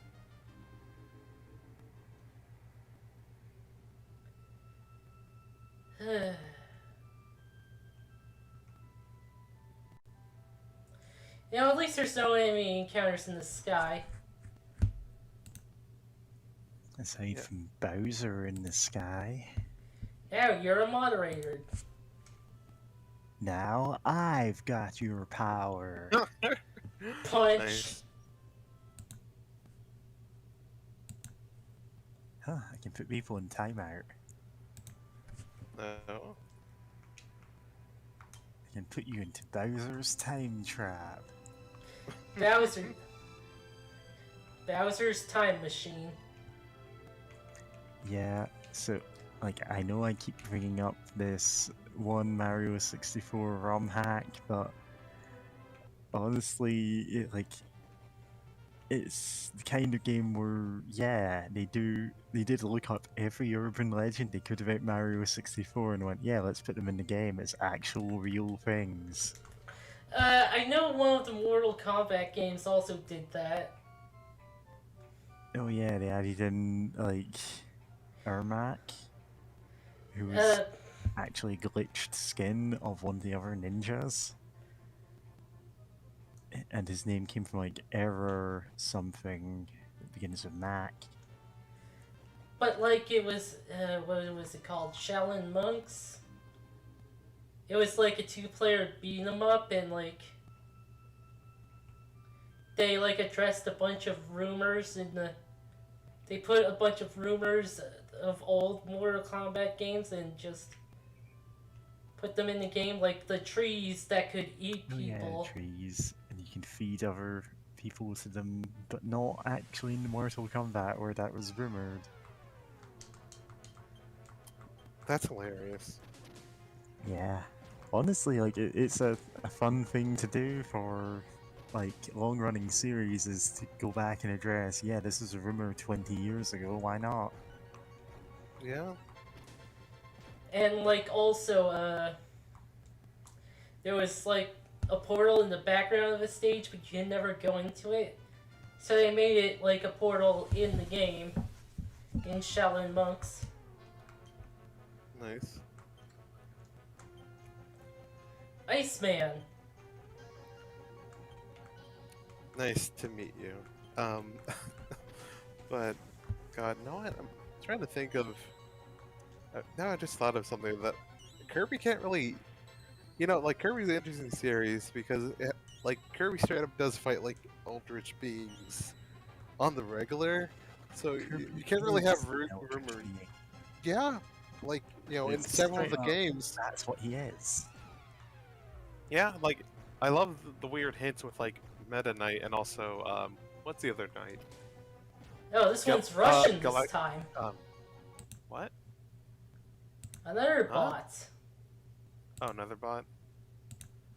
Oh, delightful.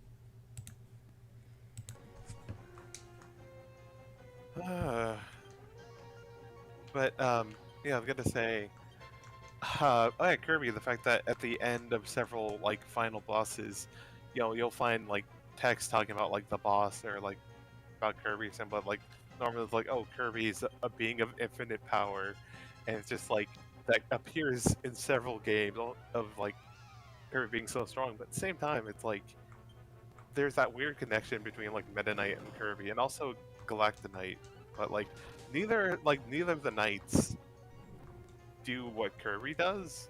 I mean, they're both strong in their own like weird ways, their own different ways. But it's like I love that it has that going on, but also in the Crystal Shards game, like one of the levels is straight up like Earth, like you're in a shopping mall that like on an Earth that's like frozen over, and in the basement of this, in the basement of the shopping mall, there's an underground layer that that shows like a cloning facility that like is churning out like all the different enemies that you fought in the game. Like Kirby just has that. Like it's kind of hard to make up something even more drastic that most people would think I of. don't think I've ever heard any rumors about Kirby games. I remember reading this terrible creepypasta for like Aqua Teen Hunger Force, and like, bro, that show is already basically a creepypasta, but it's like comedy. You can't really like make it more fucked up. It's already incredibly fucked up. And like the terrible creepypasta is just one character screaming. Oh shit, Baikill and Beat, but Baikill's the funner one because that can double a teammate's attack power. Yeah, Spy Kill is the one that works. Yeah, Beat is just such a. I mean, I know my own experience. Like I've tried it every time. Like, oh, if this works, then I'll be happy, and it worked a few times. But yeah. The AI for Dragon Quest IV in the NES version, one of the characters had like spells of instant kill, and they would always use it. Unless you were me, I guess, because I got lucky and they didn't really spam it at like bosses too much or anything. Like there was like twice that they tried using it on the boss, and that was it. I'm like, huh, was I just really lucky or was everyone else just unlucky?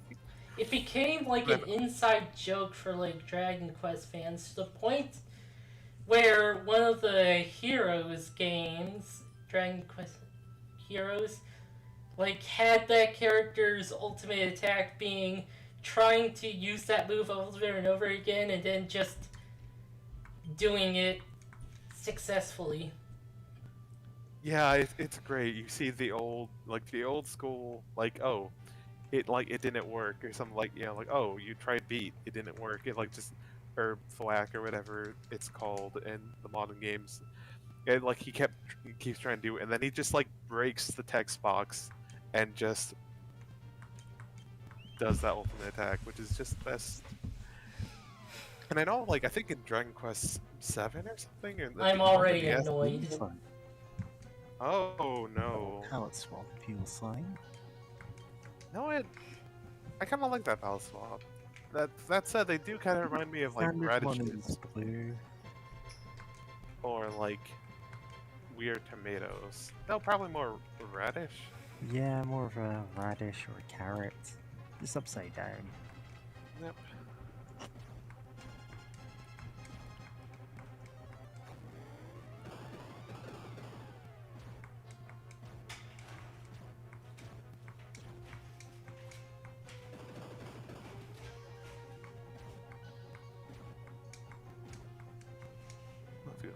Well, that wasn't so bad. Okay. Thankfully, we're fast enough that the portal lord didn't get to doing much.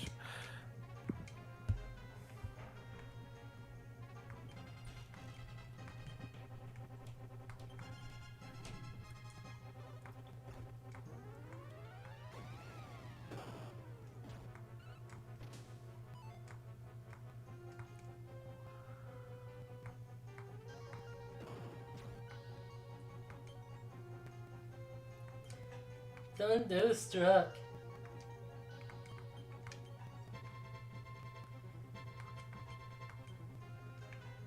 Na, na, na, na, na, na, na. Thunder. I don't remember much. Thunder. That's pretty much the only important part of it. It's like, you man, Thunderstruck. Yeah. Yeah. Oh? I think that's a different song. Yeah. Still a fun song. I need a haircut. You need a haircut? Yeah. Yep. Uh-huh. God, there's so many Honestly, knots like- in this. Ugh. Yeah. Still growing out my hair until the point where it actually genuinely becomes annoying for me just because I can. I just haven't been able to. Yeah. Yeah. That's more than fair. Cause I know, like, for me, a big problem for growing out my hair was that I wasn't able to get it trimmed every so often, like maybe half a year or so, so that I can get rid of knots or tangles because of my hair is like curly or weird wavy curly mix. So like it gets, eventually it will get knotted and we'll get knots and tangles that need to be taken care of, or else it can't really grow out more from that. I mean, my problem was about 2 years ago I was pretty much balding. It's actually wild that it's pretty much reversed. Yeah, congrats. I mean, I It's hope. like, yeah, I'll take that. Yeah. Item. Thundersword. Legitimately, not all grown back. Like, there's still one patch that hasn't grown back, but at this point, sure. I'll Yeah. take that. Staff of Jugment. Did it say Jugament? Yep, I said Jugment. Jugament. Jugament. You take a jug, fill it with mint. I have mints right here. Nice. I should get some, like, fresh mint leaves. Pour water in them, drink it. I don't know if that'd be so tasty if you don't. Oh, Do you no, need a processed mint more? You don't. You can just put mint leaves straight into it. Ah, And it sort of flavors the water. I don't know what the actual term is, like infusion or something. yeah. Yeah. You can just straight up put mint leaves in there and get minty water. It's like, sure, why not?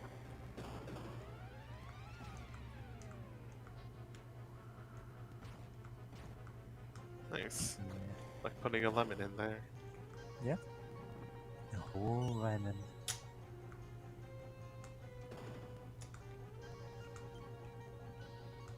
Yeah, it's just very funny to me that, well, I've mentioned a few times I don't really get along that well with my parents, but I still have to phone them every week, otherwise I get annoyed. And of course they, kept dropping like casual jokes at my expense about my hair, looking awful. Despite not having seen me for a couple of years the last time they did that. And then they met me in person fairly recently, and somehow those jokes just stopped. Which is very funny. I think I may have actually gaslit them into that. Like, they were going, wait, that can't be right. Nice. Good job. Good job, agent. That's why I got the gaslighter role, I guess. Yep. The thing is, if they had ever asked, I would have been completely prepared to tell them why. Like, I was actually kind of planning to tell them why, because at worst, it's like, if they don't want to speak to me anymore, sure, they're in England, they're in Scotland, I'm in England, who cares? Yeah. Don't get along with them well anyway, but it's... They were so self-absorbed that they never asked. Yeah. I remember you talking about that, how they just kept going out to public places too to like see the sights or whatever. Yeah. And they kept telling the same, like, free anecdotes of their journey down over and over again. How? And, Yeah. yeah, God. you're going, how? And I don't know what you're gonna ask. Yeah, I don't know. I was about to say, like, how long do they even drive for them to be? Oh shit, we gotta. He just complained about, like, all of the stuff they had to go through to get on a plane in the middle of a pandemic.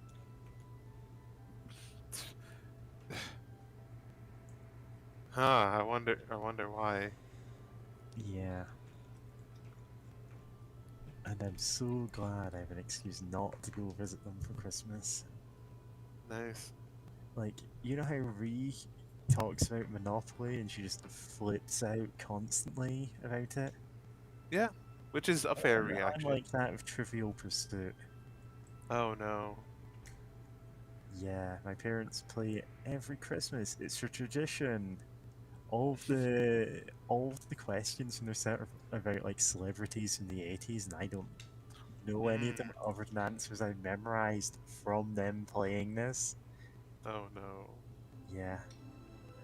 70s and 80s, really. It's... yeah. Goodness. Yeah, I forgot at the last least- time I played Trivial Pursuit. Yeah. But goodness.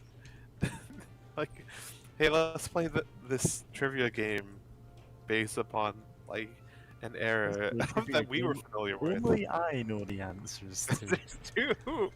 Yeah. It's like I don't try and get them involved in games that I know that they won't be able to, like, say it's Trivial Pursuit, but for video games, I wouldn't invite them to do it because I know that'd just be unfair. Yeah. God. I was about to, like, say, like, no, if you like them enough, introduce them to something like Dice Forge or something. Like, that's a fun board game because the whole board Oh, game is about see- making your own dice. See, wait, Dice Forge? Did you say? Dice Forge. Yeah, It's I've played like- it. Yeah, it's fun. yeah, it's fun, and Your for own dice. those roll it. watching, yeah, it's great of just rigging your own dice. And it's the last time I played it, I was playing it with someone who sometime like has the monkey air of has the title of being a luck thief in like some like games that involve dice. It's just sometimes she just gets incredibly lucky, but like that Feat of couldn't have luck. happened. Yep. Steal all the luck, all of it. Except Right? from Dice Forge, because everyone was playing with rigged dice, and she was actually tried switching over to a die, or making her dice have like an effect on them that if she rolls like a certain like thing, then she gets to roll everyone else has to roll their die, and she gets the benefits from it. But like that hardly popped up, and it's great of just seeing someone who like used to best me a lot in some of those games of just like having good rolls and then just not being able to use it because everyone's just playing with rigged dice, which is the best part of like you're just trying to do your own thing and get like different resources and whatever. And just everyone has rigged dice and can just try to go for whatever weird goals that they want. Yeah. I mean, I do remember that game being, you know, pretty decent. One time I played it. No, I wouldn't even bother getting board games for family unless I just wanted them to mercilessly tear each other apart. Because Just my out of brother spite. cheats at everything. My dad cheats at everything. Um, And yeah, get the Munchkin. yeah, Like any one of those, just tear each I other. could. But I don't want to have to deal with the fallout of that on phone calls. You know? You're right. Yeah. I think I mentioned offhand that, like, my brother used to, like, every time I started playing a new card game, like, I've played tons of card games, played like Yu-Gi-Oh! And stuff, he'd always go, oh, well, I'm better at it than you. And he'd, like, blatantly cheat. Every time he had to, like, look at his deck to do something, he'd put it under the table and go, oh, I'm shuffling it, and he'd clearly be like rearranging the cards on his deck, and I go, can I cut it? And he'd go, no. And it's So not it's even like in like the- as a So it's like an actual episode of Yu-Gi-Oh! Then. yeah. And the thing is, because he was so bad at the games we played, because he never learned how to play them legitimately, he didn't even know what the good choices for cards to cheat himself were. Should have used And the it's heart like, of the no, cards. Yeah. Yeah. Okay. Yeah, basically the pattern was I'd teach him how to play a game, like I'd not deliberately lose teaching games, but I'd like use a deck that heavily like sandbagged to help him. Just because it's, you know, it's just kind of rude to table someone first turn every time in teaching games, you know? Yeah. Just go, okay, here's how the mechanics of the game work. Now you can try building your own deck, and you know I'll use a better one and stuff. And every time he would quit the game as soon as he actually came up against one of my real decks, saying I was cheating. Because it turns out I'm actually pretty good at card games. God. Are you good at them on motorcycles? Probably better than he is. He can't drive. No. Dang. Now that reminds me, I actually have a ex-girlfriend who would I think used to commonly go to like world tournaments for like I think the card game Swice, if you've ever heard of that. It has like a whole bunch of anime different like decks and stuff. And yeah, or something like that. Yeah. Yeah, you're saying Schweiss, and I'm going, no, that is Weiss Schwartz you're talking Oh, about. White Short. Okay, my bad. Yeah. No, don't worry about it. It's a weird. Yeah. It's meant to be. Oh, it's a crossover anime card game. You've got Weiss decks, which are like shoujo series and like idol singers and stuff, and Schwartz decks, which are all these like shonen stuff. And you know, it wasn't a great game, and it encouraged the kind of people who showed up to tournaments with like naked anime girl playmats. It's like, God. that's in bad taste, regardless. And since it's a Bushiroad game, like that means that company has like the licenses to print card games of all of these things, and they don't only use it for Weiss Schwartz. They use it for any of their card games that are like suffering any loss in sales to try and boost it, which is why Buddy Fight briefly had like Detective Conan decks and stuff. Oh. The Sword Art Online deck, which you could play in Buddy Fight. If you do that, we're not buddies. Yeah. We're Yeah. no longer buddies. Yeah. And the thing is, those came so late in the lifespan of Buddy Fight, we didn't actually get some of those decks in English. We got Ooh. Detective Conan, Case Closed, the translated one, and like a couple of the Idol Singer ones. That's it. Ooh. We didn't even Dang. get Gege no Kitaro. More like gay. Or I think Hakaba Kitaro. It's like a long-running Japanese cartoon about a half-ghost boy. Well, technically he is all ghost, but it's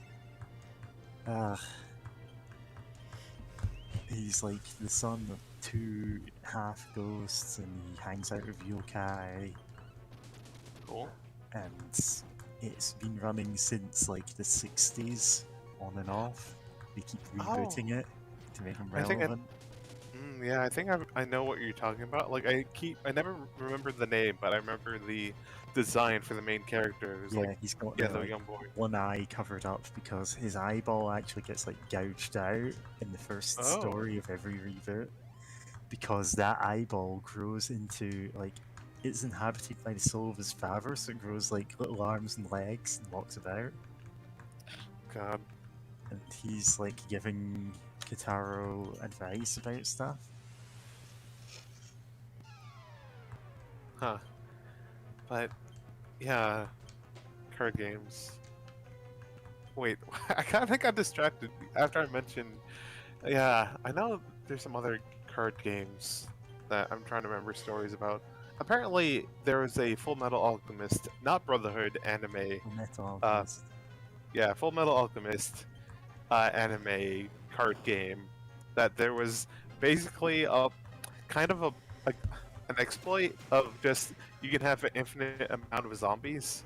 And like I remember hearing the story of like she went there, she played it, and everyone was like, "Hey, no, that shouldn't work." But like it's in the rules, it should work. And then like it was like at a big tournament, so like one of the developers was there, looked at it, it's like, "Yeah, that works." Also, So, huh, I guess that works. And then it got, I think also, it we need to got ban this patched out guy. later. Yeah, Yeah. yeah, it got banned or nerfed or something because like, huh, yeah, you can just have infinite zombies and just win because you have infinite zombies. Love it. Love card games. Oh no, I love all games. I mean, in theory, but it's just the thing about card games is that when you find exploits like that, things get weird. Things get weird. I know Yu-Gi-Oh's like has a ton of cards that I think just get banned, right? Yeah, there's a ban. Oh, There's yeah, a I- limited and semi-limited list, which means you can only have 1 or 2 copies of that card in your deck instead of 3 to stop some of the worse interactions. But generally, it's used to like push new cards that are in new sets, just so they can make more God. money instead of actually balancing the game. Oh, God, I'm reminded of that guy who like they didn't have any limits on how many cards you can bring to a tournament. So you can Yeah. There's no deck size limit in like the original Yu-Gi-Oh tournament rules.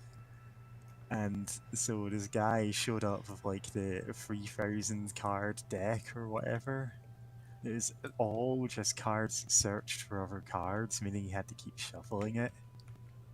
And he had Yeah. like 2 other guys with him just to shuffle it. And they were dressed up in suits. Yeah, Was the and they- best they part. showed They're up just like carrying like pallbearers carrying a coffin, and it's this guy is an anime villain.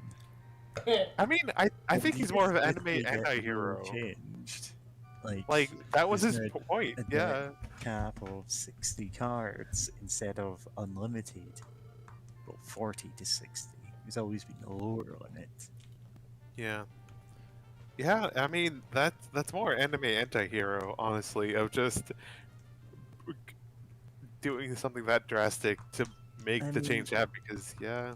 I don't really have that high opinion of the Yu-Gi-Oh tournament scene, given that it's more recently, like a couple of years ago, the first card game I know of to have official hygiene rules for tournaments, because too many people were showing up breaking them. Oh no. Yeah, reminds me of how FGC makes jokes about Smash Brothers players, but honestly, the more I hear about the fighting game community, the more I just don't want anything to do with it. yeah, so many Yeah. fighting games just have bad communities. So many games Yeah. in general, really. Yeah, it's I just mean, so much drama.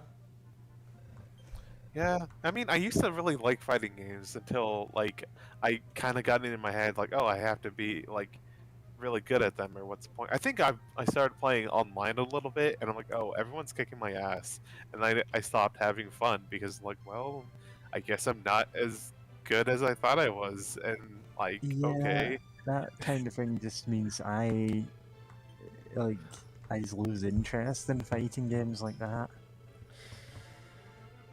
Yeah, I'm just the Yeah, don't so care it's- about fighting games girls, because, God, there's just so much drama going on in the fighting game stuff. And Yeah, people are Yeah. just so super elitist about it, too. yeah, people are Yeah. elitist about all games. People are elitist about Pokemon. Yeah, Yeah, it's just... the game made for young children that Game made in the for literal manuals will be children. like. Yeah, like in the manuals or the back of the box, like, oh, you must at least be able to know how to read to enjoy this game, and which I'm glad that they in the modern games they added things to like kind of make it easier for some things, like the fact that to get better IVs or whatever the hell it's called, you can like play the fun little mini games with your Pokemon pals Yeah, and boost their stats, and like that's fun. That's a neat idea. I'll just play neat little mini games and make your little buddy stronger. Instead of like having to perfectly breed the most amazing Eevee or whatever.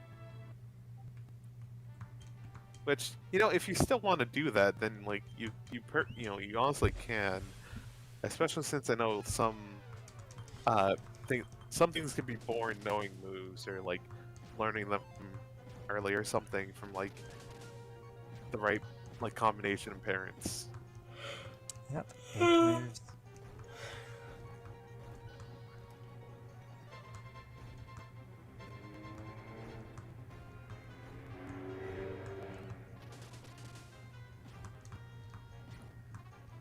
Yeah, fighting games. No, in theory, I love the idea of fighting games, and like when people are cool, then like, yeah, it's cool stuff. Like Sonic, I guess, like I like Sonic Fox. Is that their name?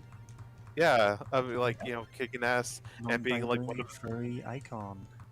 Yeah, Good for I them. love bisexual, non-binary furry icons. Like hell yeah, but at the same time. I particularly loved like the Yeah. poster for Sonic big final fight, and it had like the other guy is just a normal guy. Like it's hard to describe. He just looks so normal, and right across from him is a guy, a person in a full fursuit,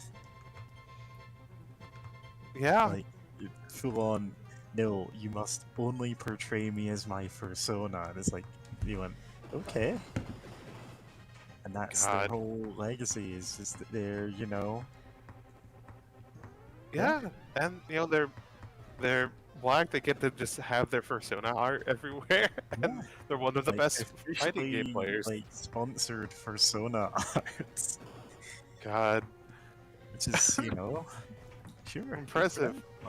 But I guess the thing is like Sonic Fox, like, oh, they're really cool, but at the same time, I do know that they get like a lot of hate Oh, yeah, and they get just so much much hate, hate. and because yeah, yeah, and it's like that's part of things. Like, I love hearing the the best person in the world in all these fighting games is someone who,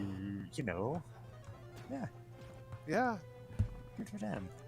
Good for them, but yeah, I guess like the rest of the fighting game scene, it's like, then again, I know there's some other scenes that you wouldn't expect to be so like, toxic. Like apparently, like sewing or knitting, like online, like those communities can be like really racist, and like people are Wow. like, yeah, no, like people and like they'll have like big discussions like, oh, like where it's very thinly veiled. They're talking like, oh, the minorities are trying to push us out by asking us to not be racist oh, woe is us, and it's like, wow, y'all are knitting. Why are you so aggro? Make a sock. I don't know. Calm down. Anyway, I see we have another person in stream chat.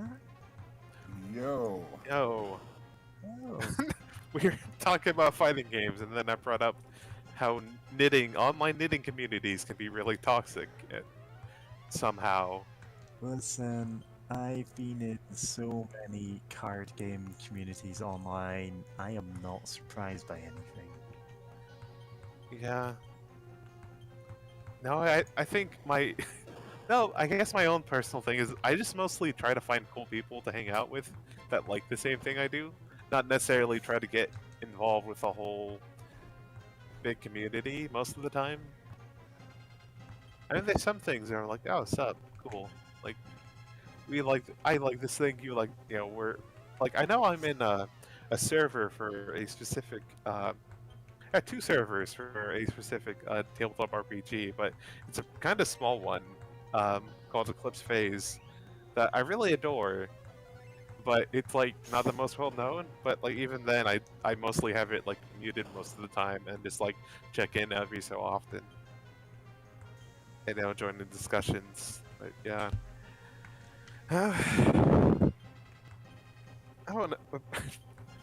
Also, there's a Ranma server that I'm in Oh, that I nice. still need to read the manga, but at the same time, One I know half? there's a lot of it. Yeah, Ranma 1/2. Yeah, absolutely. that- the manga. Obviously, some bits of Yeah. it are, Yeah. I definitely read like I started reading it. I need to continue, but yeah, fun. It's really nice reading a whole bunch of like game trends around the fic, but also occasionally people will mention like the other Ranma server, which is like You don't go in Just- there. you don't go there. It's like people are like, oh wow, like there's a whole lot of like All the yeah, Ranma gay Ranma fans, fic. the light and it's tattoos is yours. What's that over there? We don't go there. You don't go to Ravenholm anymore. Yeah. You don't go to Ranma home.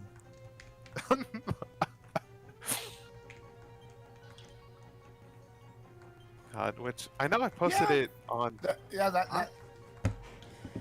in the fake Grand Order fandom, and there are definitely forums that are like that.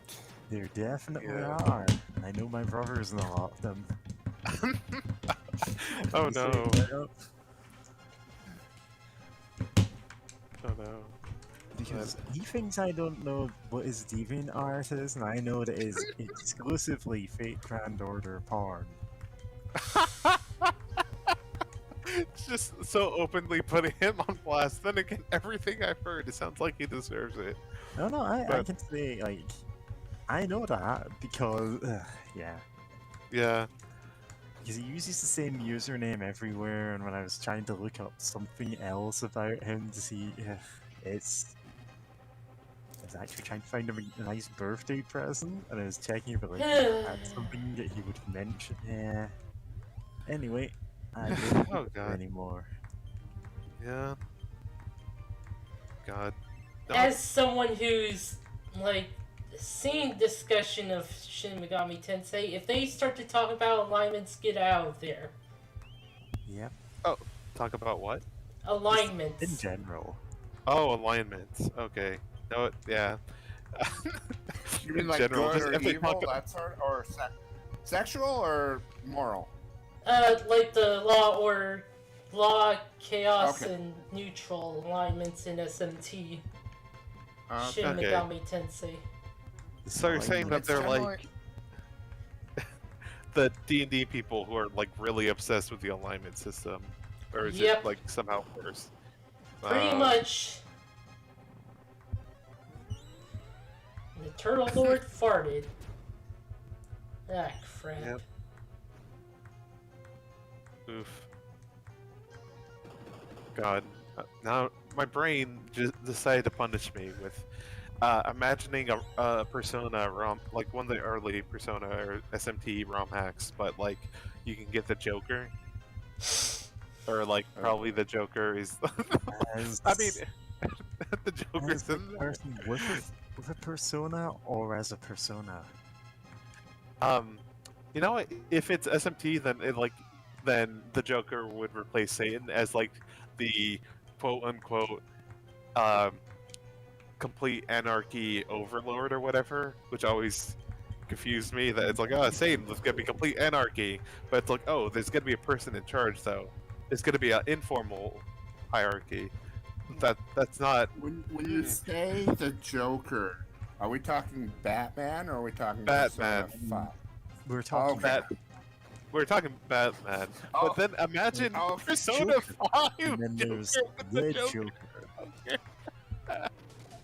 That's played by Cesar Romero, Heath Ledger, Joaquin Phoenix, Voiced by Mark several. I know Hamill? Mark Hamill. Yeah, Mark Hamill.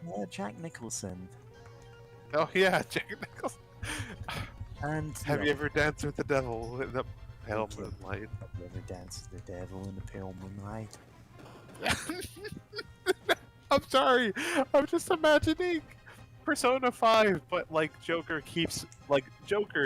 the protagonist, keeps finding personas of the Joker, to make the ultimate one, like the ultimate persona. You have to fuse all the Jokers together from all the different actors and voice actors. You know, you might think that I'm like making a gag about the one Joker I didn't mention being the one with like damage tattooed on his forehead. And the thing is, I actually can't remember the actor's name. Same. I was about I to would've say it, but then joked I about it. remembered. Oh yeah, that's a different guy. Yeah. Like, Yeah. I know Honestly- I should know who he is, but I don't. So Honestly, he gave a bad performance and like should be forgotten because Jared he's an Leto. awful person. that's Yeah. Yeah, I remember. everyone- Yeah, sorry. Oh, go. I was about to say, I remember there being so much publicity, specifically from the actor playing the Joker, even like doing gross like pranks towards his coworkers that even they hated, and like, hey, that's not cool. And then when the movie came out, there's barely any scenes with him. Yeah, they kept cutting out scenes from him because he was so obnoxious to work with. So it ended up he was only in the movie for like 2 minutes, despite being, you know, the Joker. Yeah. No, I was gonna say, have you all seen the what's this one? The Space Jam 2 video by who was that? Give me a second to look this up.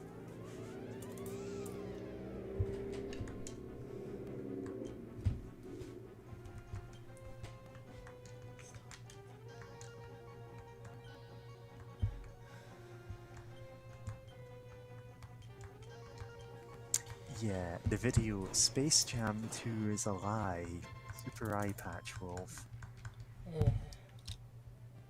I don't think I've watched that one yet, but Yeah, if you have, Yeah. you'd know what I'm talking about when it comes to the Joker. is the Joker in it? Yes, I God. will say the Joker is in it, and it's gonna make so much more sense if you watch the video. It's very good. Oh, it's finally a real human. Kyle Hesse says It's- Space Jam 2 should not exist. Yep, we know Space Jam 2 should not exist. This video is... It's very interesting, and I would recommend all of you watch it, because it... Like, I don't want to say too much, because it will spoil something in it, but it's very funny at points, basically. But yeah, Space Jam 1 was actually way hornier than I remembered it being. Oh, Why are you rewatching Space Jam? I remember rewatching it some time ago. I forgot how long ago it was, but I remember thinking like, know what, this is at least fun, but very much a commercial. That's what I remembered about it. Like, there's something going here with the whole, oh, we gotta play basketball or else, you know, this guy's gonna turn our entire world, you know, just this slave labor for his entertainment industry. You know, there being something there, maybe. It there's some fun gags, kinda. I can't remember Yeah, much I of mean, them, but it's it feels just the idea of it getting a sequel just really was the weirdest thing yeah. to me The because thing it's like is, why it not got make a it something new? sequel, and then it's instead of it being it's a sequel of Looney Tunes or characters or whatever, because they're not really that culturally relevant anymore. It turns out they just went, we'll put all of the characters we own in it. Which is why you've got like, the evil team have like Voldemort and stuff. And it's what? What? Oof. Why is he playing basketball? Oof. Why is And he? of course, I mean- there's the obvious other objection to that. Yeah, no, Should have that's made weird. a movie with John Cena and called it Space Slam. Well, I mean, they didn't even acknowledge that Barkley Shut Up and Jam Gaiden exists. So how can it be a sequel? Well, no, what? You're right. Then again, now I'm thinking about, like, I don't remember off the top of my head the full story of why the sequel to Gaiden didn't come out, but I know it was a mess, and like the original, like, creator of the game, like, left the production at some point, and yeah, it was a whole big mess, which is a shame. But anyway, yeah, now that I think about it, it's so weird that the Looney Tunes aren't as culture, they don't have that much of an impact anymore. But then again, I know I grew up watching reruns of them, and like throughout some years, they had the Looney Tunes show, and also I just now remembered Looney Tunes Back in Action, which was a very nothing movie. Really? It was nothing? Yeah, I 'Cause I didn't really- remember it being good. I don't know, don't- may have to rewatch it. I don't remember too much about it other than some jokes. They're like some things landed, but overall I was just like, eh. So the idea of like, Oh, sorry. oh no, go ahead. No, just keep talking. I was interrupting. I I was about to say just the idea of just making more sequels of this, even though it wasn't. Back in Action didn't do so hot, and there wasn't any new Looney Tunes show on air as far as I remember. The idea of like, oh, let's make a Space Jam 2 just felt so weird. Like, you just make a whole new thing. You just free it from Space Jam. But then again, they wanted nostalgia. Well, given how soulless and the actual Space Jam 2 was, they pretty much knew they had to tie it to some existing fandom, or would have been even worse. Yeah, Yeah, true. I mean, it's kind of a Ready Player One situation already. You've got a crossover between lots of things that really don't need crossover. And I say this as someone who actually likes, say, Oh, yeah. crossover fan fiction. I love crossover crossovers, but single Ready Player episodes. 1 was hot garbage. Yep. Yep. Ready Player 2, somehow worse. I remember the excerpts people posted on you've Twitter that seen got them. banned. Yeah, those are so great. Like, remember the car Yeah. from Buckaroo Banzai? No. I mean, I remember watching that movie and I liked it. It was very campy, kind of pulpy sci-fi or whatever. I'm like, oh no, this is a fun movie. I could watch this again at some point. But then it's like, apparently one of the excerpts was like, oh, he had a car in VR that was like mixing all of the cool cars from other shows or whatever. Oh yeah, And it's like the Ecto One and the Jurassic Park Jeep, and it's such a mishmash. It would look horrendous. Yeah, it's basically And Homer's in the car. movie, they cut out almost all of the details that were described because it just looked that bad with them. The Homer yeah. car. And the problem is, crossovers are neat because the characters would interact with each other in a certain way. Like what It's like- if the wizard in one series is actually able to affect the ghosts in another, for example? They don't just do the exact same thing. And stuff like Ready Player One or Space Jam 2, it's the only thing the crossovers are doing is shouting, "Hey, I'm a reference." It's like a skin over an existing plot point. It doesn't change the plot in any way that's specific to that series. Yep. Yeah, I mean, I mean, to bring the topic back to gay Ranma fan fiction, as we always do,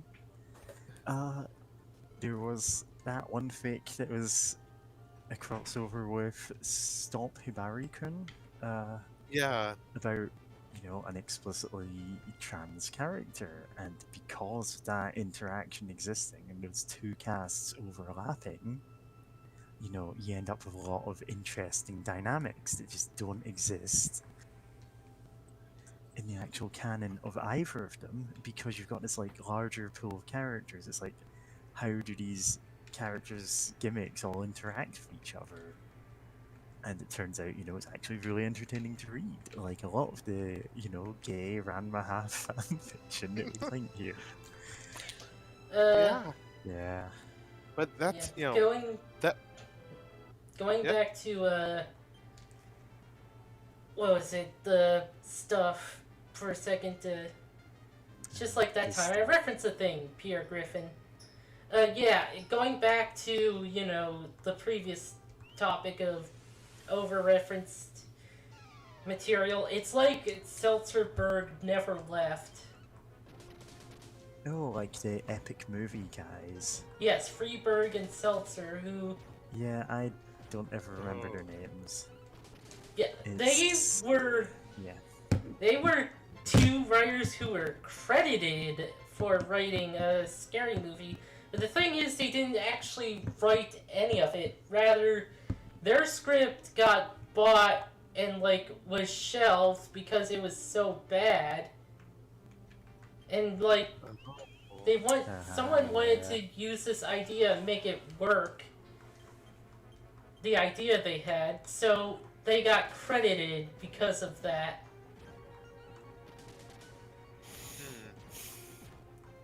That's funny, because I actually liked the first Scary Movie. Oh, wait. Scary Movie? Wait, which Scary Movie? No, okay, I'm getting What's your confused with the favorite parody. scary movie? Yeah. Yeah, God. Yeah, like, the first one was actually fun, if it's... That's a parody, right? Yeah. Yeah, no, Yeah. Scream is the one that's No, parodying, yeah. Yeah, the problem is- is, here's the problem. The problem is Scream is also a parody. Scream Yeah, is, it's I mean, it's I a wouldn't more call it a serious parody. It's a parody. very, like, Yes, the giant metatextual, cat on horror screen is movie. me.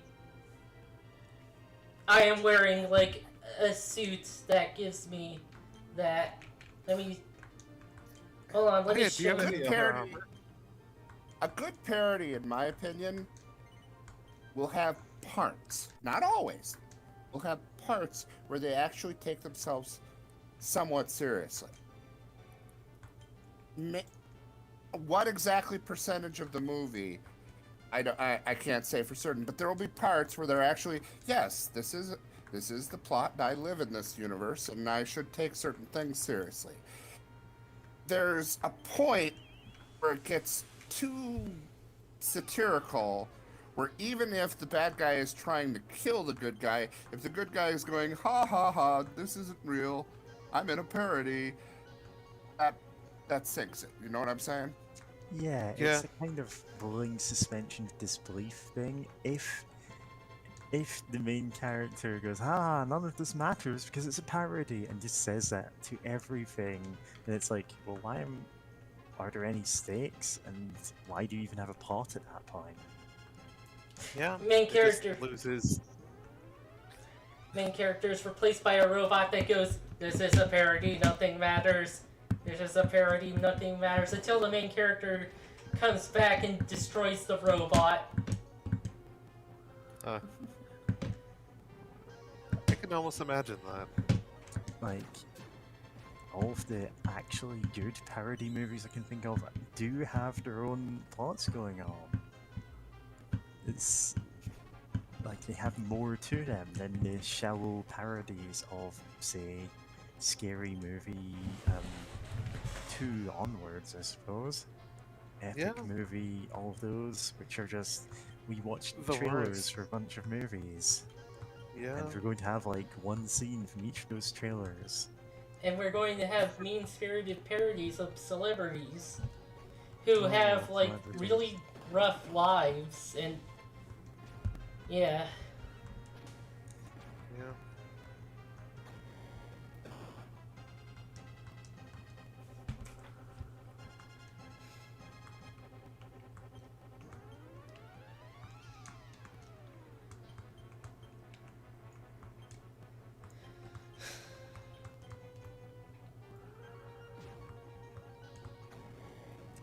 Yeah, it's just if everything about your movie is characters turned into the camera going, "This is a parody," as you said, it feels like you have no faith in your own movie. Yeah. Like, it doesn't have to be like serious, as in like you don't have to try and get like, oh, this movie's so sad, even though it's a parody movie. It's but you do have to have some like grounding of like, okay, here is at least like the stakes for the movie, or here's like some grounding to the world they're in, whatever. It doesn't particularly matter what it is, but if you don't have that grounding, the parody just falls flat. Airplane definitely Yeah. has like grounding in the situation is being treated as like a serious Danger. danger, but like all this goofy stuff happens because and around the situation. Yeah, the Don't call funny me thing Shirley. is, Airplane is almost shot for shot a remake of an earlier movie about like just a serious disaster movie about airplanes, like crashing or something, or whatever. It's not important. But the thing is, that movie is completely faded into obscurity because the parody took the actual like plot of the movie and then 0 hour. 0 Hour, that's the one. It took the plot of the movie and then made it like actually funny and interesting on top of that, with admittedly completely absurd gags, which were in this otherwise grounded situation of, here is a disaster in an airplane, what happens when people try to deal with it, and it's just, yeah.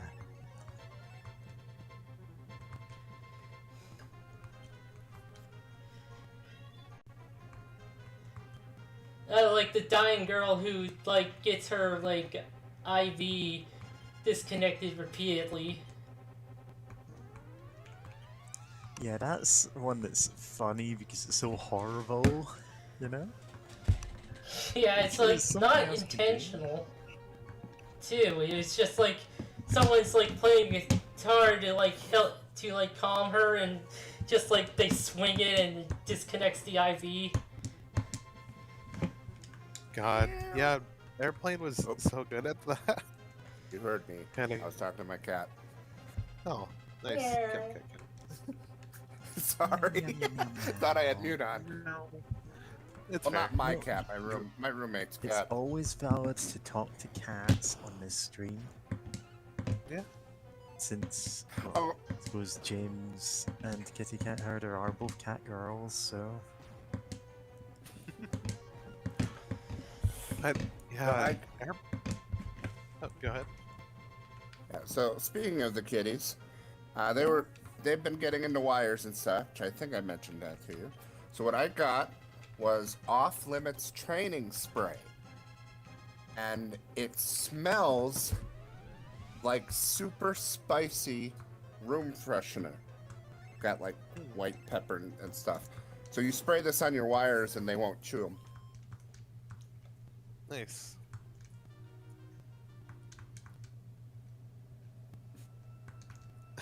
I remember, I think in chat you once mentioned that like they've been giving you like looks or like because of that, like Yeah. the wires smelling Yes, like that. yeah. What about 3 or 4 days ago. One went trotting right to my controller, and then it's funny because like 2 feet away they just stop, and they look at it with such longing, and then they look at me because they knew I did something.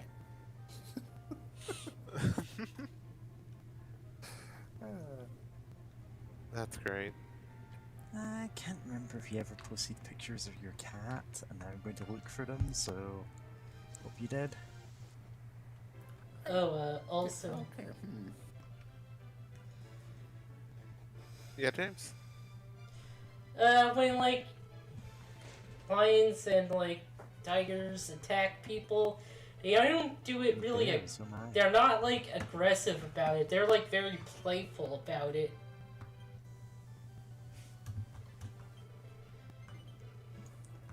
This was during the discussion in another server where they were talking about how fucked up and tanky hippos are. One guy actually shot a hippo with a grenade round, and the hippo only like got the hippo angry. With like a grenade launcher? Or like Yes, IRL. Oh, Christ. Yeah, no, hippos Yeah. are fucked up. I mean, why would he be shooting at a hippo with a grenade? Anyway. You know, I didn't ask that person. But, like, that person, like, actually was in the army and, like, was a But, like- handler. Oh, Like, why would he shoot I at assumed a he hippo? was, like, handling animals at that point.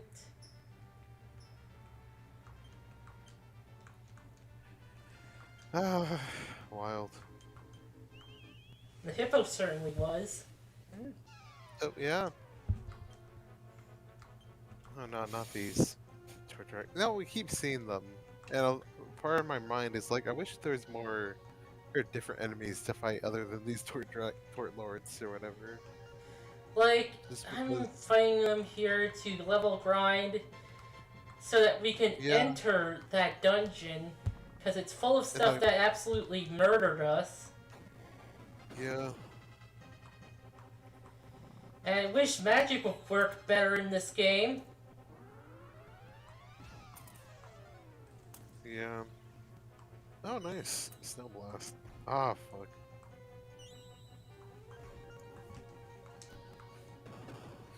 Love doing Aw, 50 that's damage cute. to myself.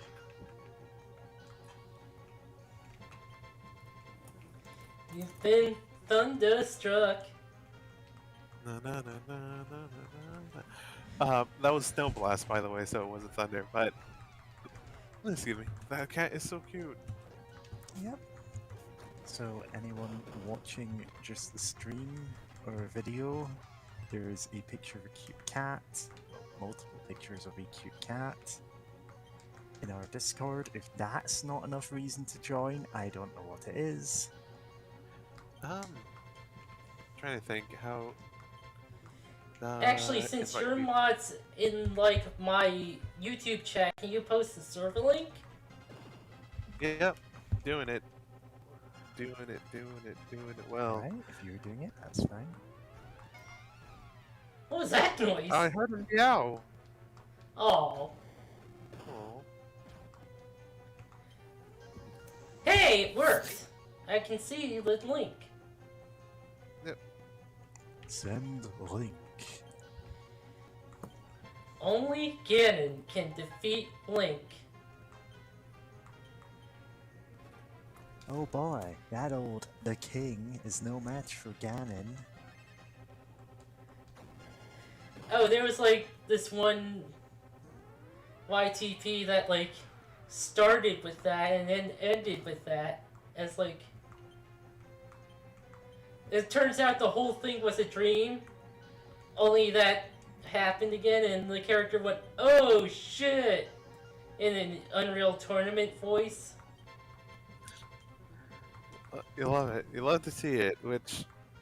God, I'm still thinking... Oh yeah, earlier in the BB Gun Show server, someone, I believe Hideo mentioned how the BBC was having a piece about like, oh, comedy is dying because you Oh can't. yeah, the Yeah, cancel but culture thing. like, know what?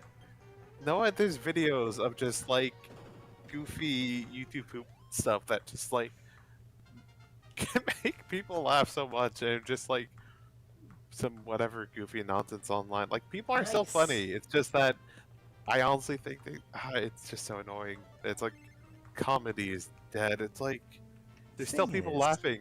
some of the people saying this are like, take for example, Rowan Atkinson is involved in this.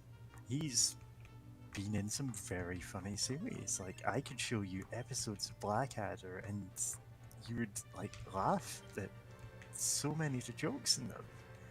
There Boom. might be some things where you'd go, "Oh wow, that's a bit like offensive," but you know, sure. And he seems to think only the offensive jokes were the funny ones, and it's like, no, those are the ones that none of us were comfortable hearing. What's wrong with you? Yeah, Like they're of their Uh, time, and we can excuse them for that, but they're not good jokes. yeah. Now you know. Boom. Oh, Boom, tight. boom, boom, boom. I want you Boom. in my room. We'll spend the night together for now and for forever. That's all I know of the Nice. song. I think it might be all there Nice. is of the song. Yeah. But yeah, no, I honestly think those comedians, like, honestly, they just are like they want to say, I hate the fact that it's there's more pressure to be less bigoted, but I can't openly say that. because one of them So is, noted horrible human being Graham Linehan, yeah, who wrote, admittedly, the very funny series Father Ted.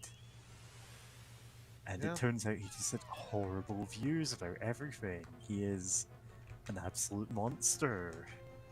You know? Christ. But yeah, no, it's just even like because you get to like the people like Ron Atkins and like he was the Mr. Bean, right? Yep, he was Mr. Yeah, Bean, he was Blackadder, he was in that Scooby-Doo movie where he was actually a was the mech Scooby- piloted by Scrappy-Doo. God, yeah. That movie but, sucked. you know- That movie did suck. Yeah, the movie sucked. I was about to say, I Because remember of liking it as a cancel kid. culture, we but got a it- valid excuse never to watch it again. Oh, let me take care of that. Ba-da-ba-ba-ba-ba. But can we appreciate? Can we appreciate how after that movie, nobody ever took Scrappy Doo seriously again? I mean, I can't. have weird I mixed like feelings about I- that. I thought Scrappy. I think Scrappy's not a bad character. It's just that people just keep writing it badly, and it's just like Yeah. Well, okay, Yeah. okay, I sort of get what you're saying, but consider if a character is written badly, aren't they Yeah. a bad character? Yeah. no, because the but- writers are shitty. Okay, know what? I think my take on it is that like Scrappy Doo doesn't need to be a terrible character. Like they could have done better with Scrappy Doo, but then instead of that, we just got one director absolutely hated Scrappy Doo and just made sure that no one would ever like Scrappy Doo ever again, which is funny in its own right, but also just so weird because it's like Scrappy Doo wasn't the worst or anything, but like, and I kind of get the idea of adding Scrappy because Scooby Doo talks like ruh-roh, can't really speak much, so having like, oh, here's a younger character that maybe some like kids or whatever can enjoy who can actually talk more, like who can actually reply and have conversations, and like, like I can understand the reason for that, and I remember in some movies like Scooby Doo and the Gold School and some other kind of smaller ones that like I like appreciate Scrappy Doo because that was like part. The one where they were with like the vampire-looking guy, like another. You know what I'm talking about? It's like the 13. Wait, was that the one? 13 Ghosts of Scooby-Doo. Oh, yeah. 13 Ghosts. Yeah, it's like he actually played more of a role there, and like I don't remember him being like terrible. Ironically, the thing about 13 Ghosts of Scooby-Doo is that Scrappy Doo is not the most annoying character in that show because they added Flim Flam. the Scrappy version of Scrappy, Flim Flam. Glenn. And like the sort of ending movie that was terrible for a bunch of reasons, left out Scrappy but kept in Flim Flam. What? You finally get some closure in the character of Flim Flam. Glenn. Wow. I Yeah. just That was haunting me. Yeah, Yeah. it's haunting everyone. It was the 13th ghost. Oh wow. But Yeah, yeah. it's just because the series ran for 13 episodes, I believe. The first of which introduced the premise, and which is they need to capture 13 ghosts that Scooby-Doo let out of a box. Because they're the most evil ghosts that have ever existed. And again, this is possibly the first Scooby-Doo series where they explicitly say, oh yeah, ghosts are real. Huh. And it's kind of weird in retrospect. Some of Yeah. other Scooby-Doo series also go with that same thing. They say, okay, the supernatural is real. Not always, but sometimes. And also Scooby-Doo's like a cosmic horror or something. I don't know how that works. Alien. Yeah. Yeah. It's an alien. It's like No, mystery. Scooby-Doo. Mystery. Scooby-Doo is the descendant of, not the ancestor gods from Babylonia. What were they called? I couldn't Yeah. tell you, Emily. in a scene that referenced that visually references Twin Peaks. That's explained. Yeah, that sounds like that show. You know what? Speaking of which, I love.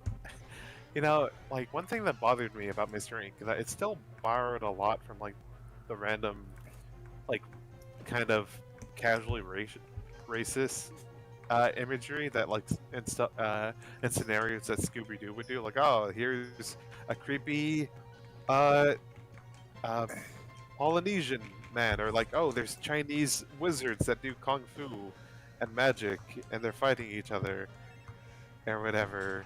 And it's like, oh, okay, like you didn't need to do that, but all right, I guess, sure. Staff But, of like, Judgment. other- But yeah, like that show overall had a lot of fun bits, and also Velma is gay. It's like they basically everything that they could have done other than directly say, like, yeah, no, Velma's gay in this, and she has a girlfriend, Yeah, no, Velma is definitely gay. which apparently in the second Girlfriend's called live, Dogwater, I think. yeah, I don't remember if that's like her real. I think that's her name, just or something, which is so weird.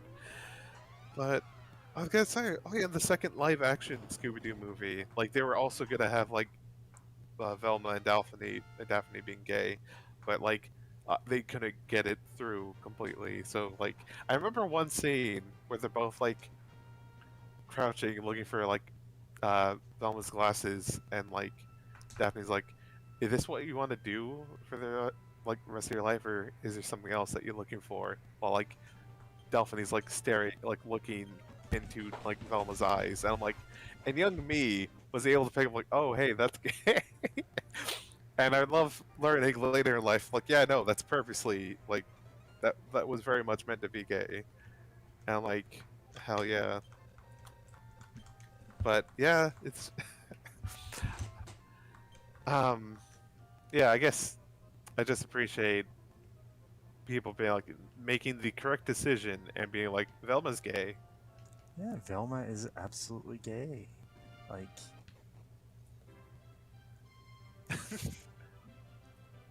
you tell me that she's straight and I'll call you a liar? And we found it in the YouTube chats. Nice. Yeah. God, seeing that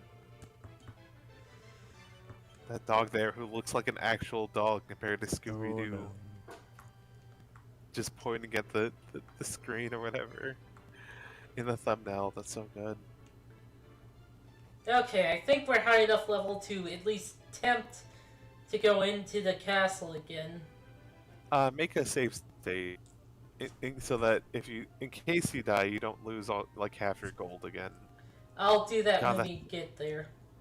All right, that's fair. Because yeah, no, that's such a harsh penalty, especially when you get so much higher level and you get so much more gold of just half of it gone. Especially if you're actually saving up for something, and it's just like the worst feeling. Can't get off here. Yep. Get. Oh, for fuck's sake. Okay, hold on. Might be easier if I do it this ways. Yeah.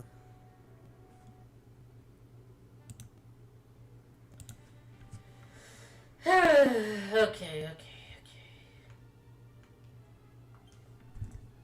Now I should just bring up the map. Just bring up the guide.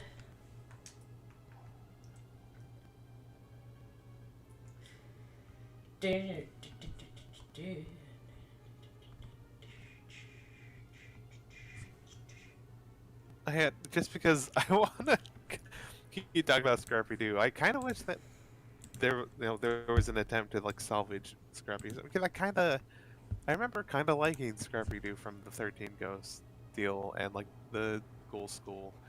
It's just kind of a shame that like it just got immediately annihilated and like everyone hates Yeah. Scrappy, and On it's the like I don't whole, think he it was that is bad. not a good character, but it is largely Yeah. just because they write him like conceptually. You could have a character who is mostly recognizable as Scrappy Doo without being just or just ignoring the skeleton Yeah. and stealing it. Yeah. It's not like he's gonna need it.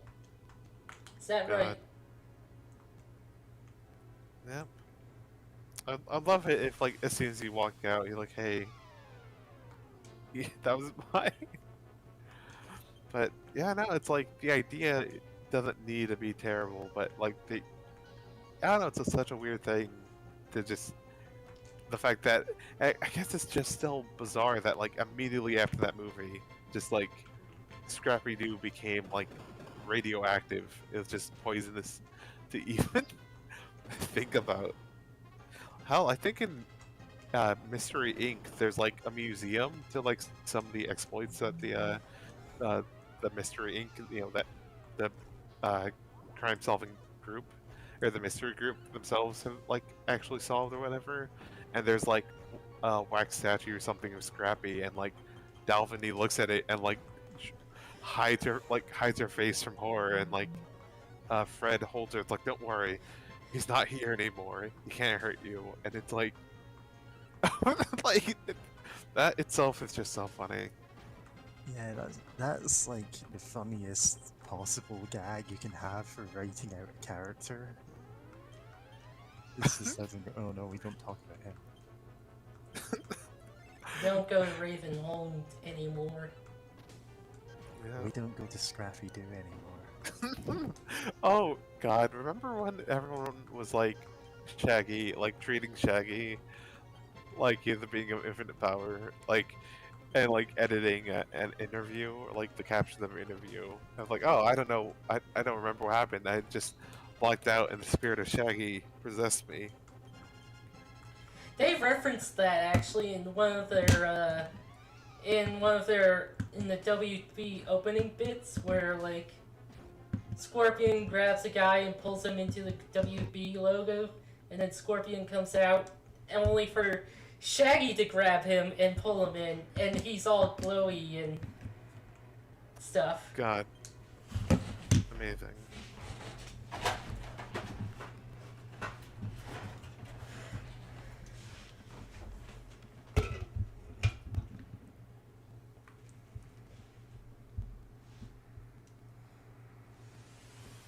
Heck, they referenced that in that what is it, Nickelodeon, in that Nickelodeon cartoon fighting game that rips off Smash Brothers just now.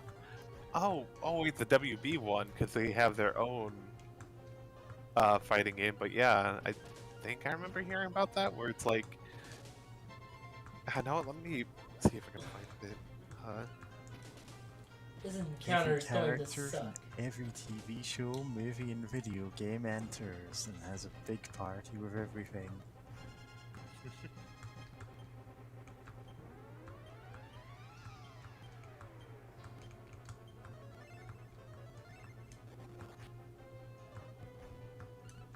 Da, da, da, da, da, da.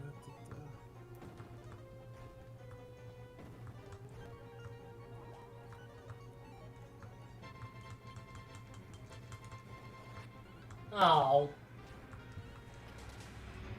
Yeah, we're definitely not high enough level to even get close to beating those. Whack.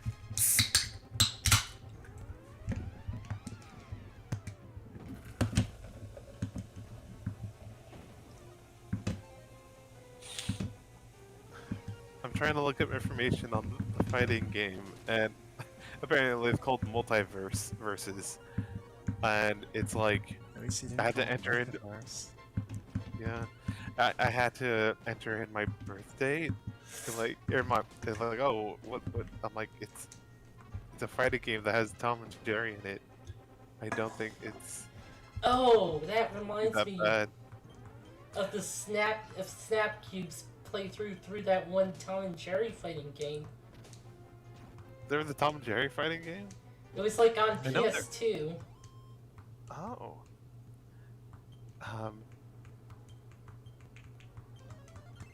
Now I need to go and look this up. No, not the Tom and Jerry thing, I don't really care, but Snapcube, you know? Yes, Yeah. it should have like a mutated Jerry on the thumbnail. Goodness. I mean, there's the Tom and Jerry gacha game in Japan, so... God, yes, that's a thing that It's a exists. thing, and it's horrible, and why does it exist? Yeah. Oh, I found the thing from the multiverses description. No, real quick, I just had to read these. This is hilarious. Real name Norville Rogers. Special moves Zoinks. Power uppercut. Description: the last thing Shaggy remembers before the change was exploring another spooky old mansion with his pal Scoob. Just like any other day with the gang, he found a strange glowing crystal and, thinking it was rock candy, went to take a bite. There was a flash and then blackness.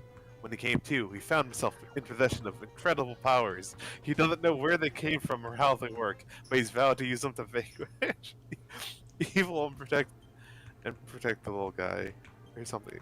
Great. Some of the UI is covering the description. Way to go. But yeah, just Shaggy just randomly having powers. I remember in some art of him or something, like he's like glowing green and has like glowing green eyes. So I think it's like no, fuck it. Let's just make it the reason why Shaggy's in this fighting game is that he does have eldritch powers, I guess. He has the God Killer powers.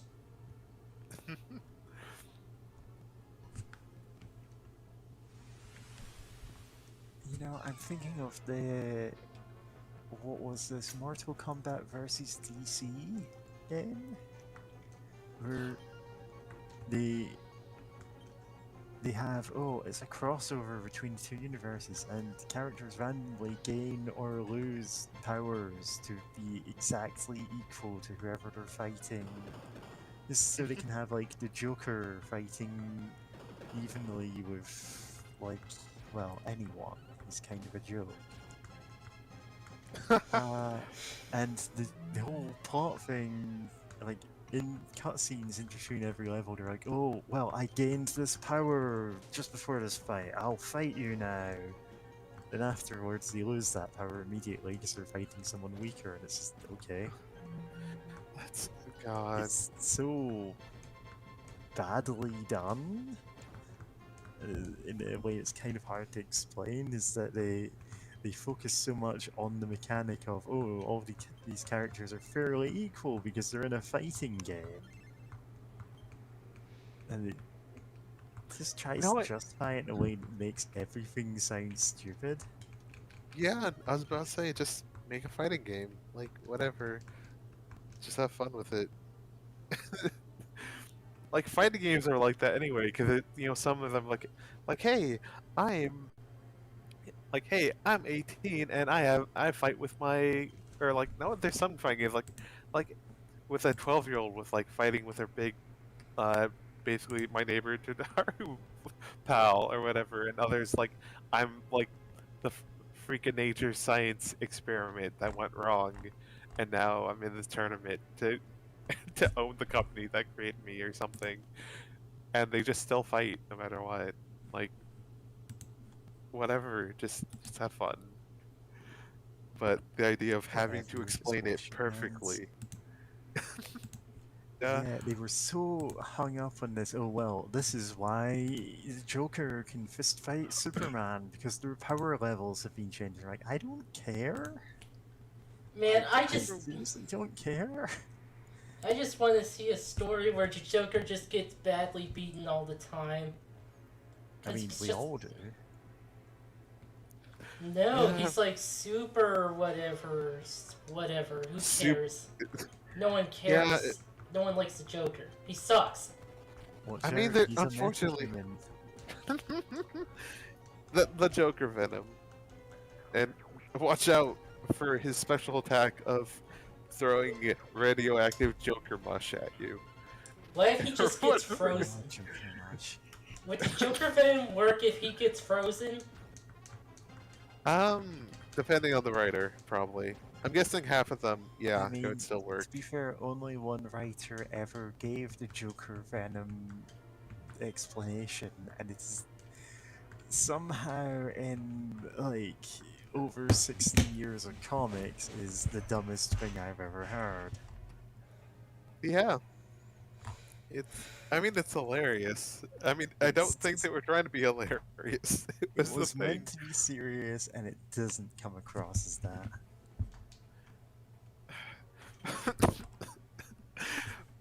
God.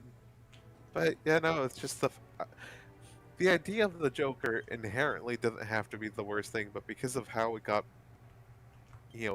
like mythologicalized or whatever to such a high degree, is what makes it the worst. Of then you get the stuff like Joker Venom that just makes you a Joker. And like, God, I think we mentioned before, but the Batman that's like, oh, what if the Batman was also the Joker-fied Batman, threat to the multiverse, and it's like, Threats in the metaverse. Only one person can buy the NFT of Batman to be the real Batman in the metaverse. God, no, I still love the fact that the devs for what's it called, Stalker, yeah, for Stalker 2, that they fucking they got backtracked on delayed. that. So Yeah, good. like that's so good. Like, yeah.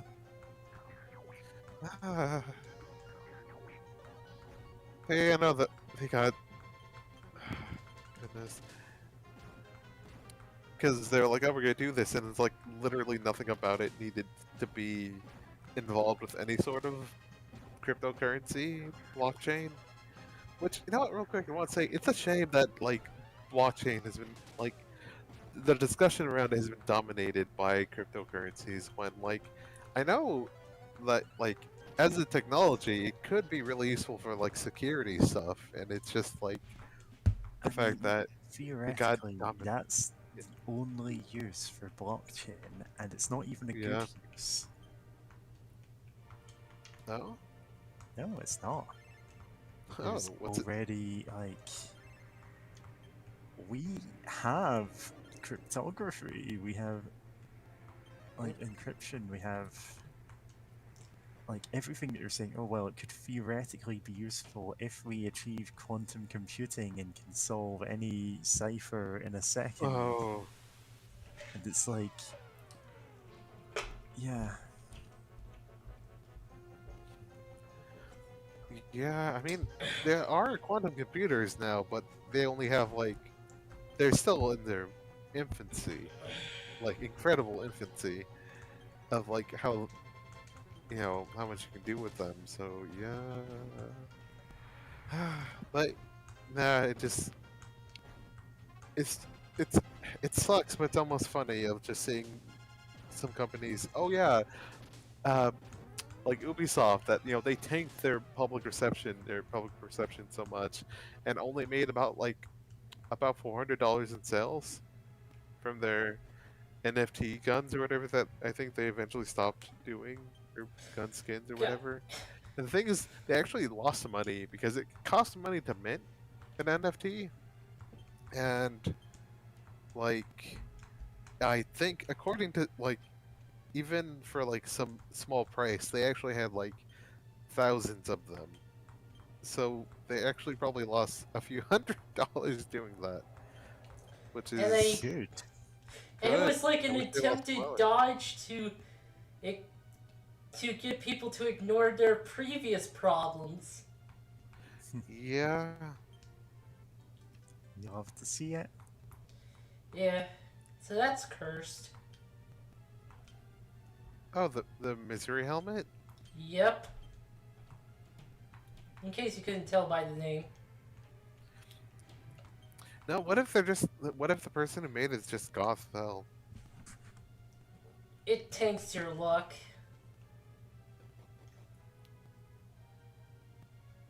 I mean, what if feeling like the world is against you in certain The world understanding? is against God. us. No, I mean, it's monster.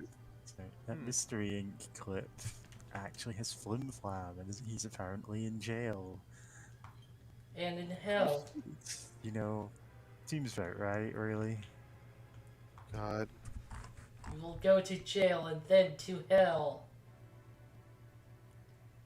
Whack.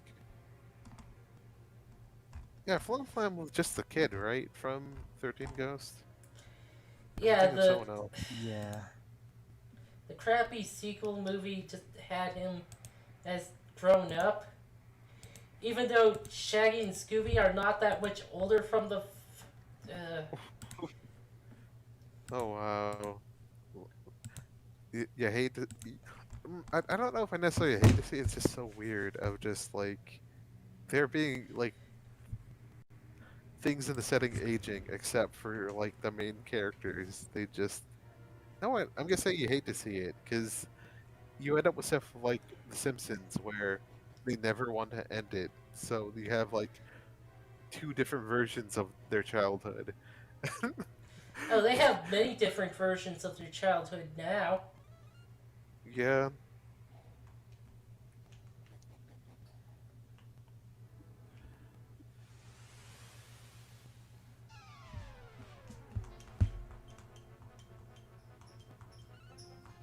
No, it sucks to have Flim Flam in prison apparently, just because like he's like one of the few like brown people in Scooby Doo.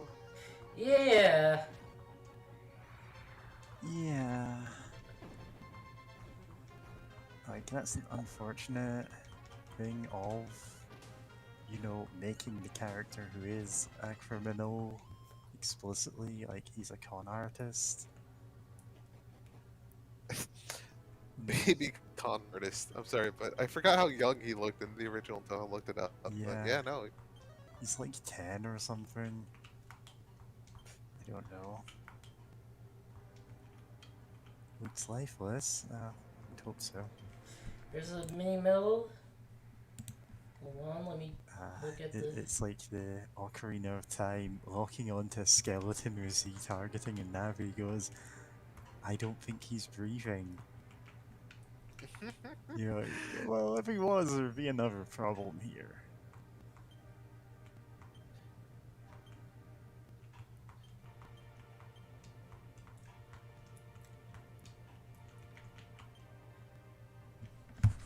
Okay. Yeah, fucking bots. Oh, was there another one that I missed? There was like 2 other ones. Because I know I reported some that I got rid of them from the chat.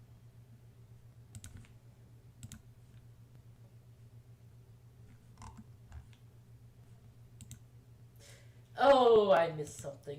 Well. I can get it back on my way out.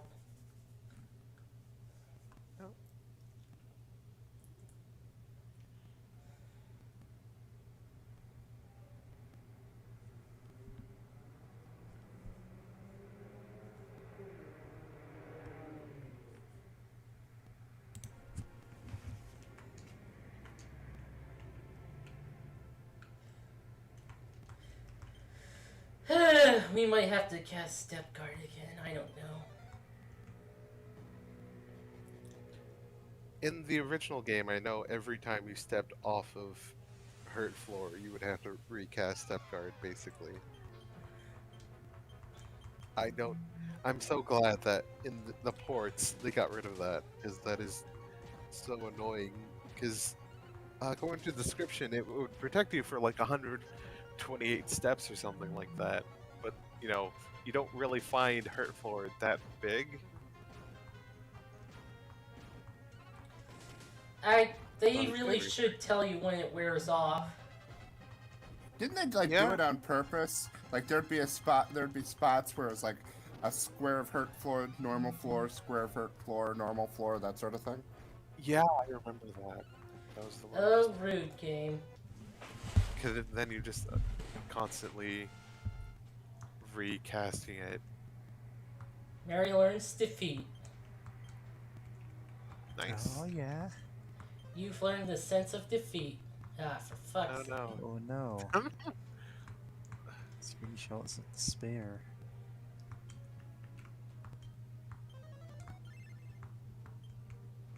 You know what? Now that that you reminded me of that Tumblr or whatever, I just remember that one iconic reply to one where it's like, there's a screenshot like, remember you can't save everyone, and someone replying, Remember, you have but to you gotta try. try.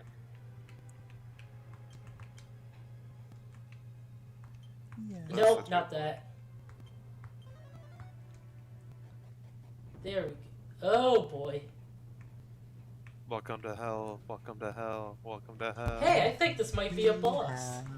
Welcome to hell. And the music suddenly cut out, and there was a secret boss. And then he killed me in real life. I ghost wrote the story. Oh god, I remember that terrible creepypasta. Joke pasta.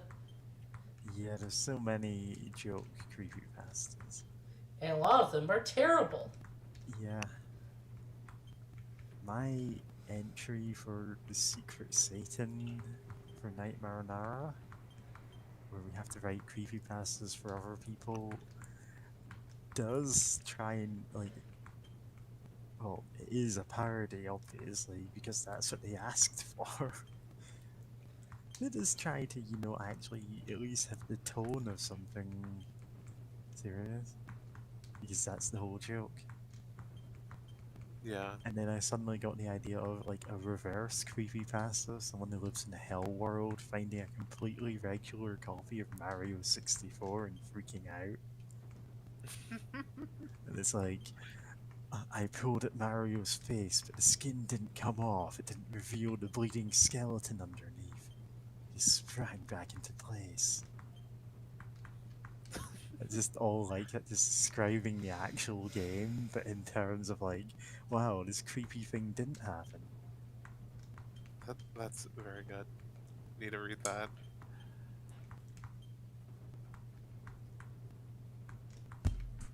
Also, very kind for this Dark Lord or whatever sitting on that chair to just let us keep increasing our MP. Yeah, like the Overlord anime thing, the skeleton buffing himself for 5 minutes. Yeah. God. I think like It's the an okay video is anime. 1 minute like long, but it felt like 5 minutes of just every Yeah. fucking buff. It's good.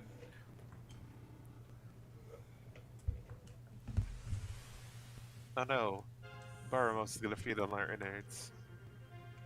Little dinosaur. Oh, big dinosaur. Hey, someone's cheerful dinosaur, so nah. Yeah. He's Like, also he a looks wizard. happy to see you.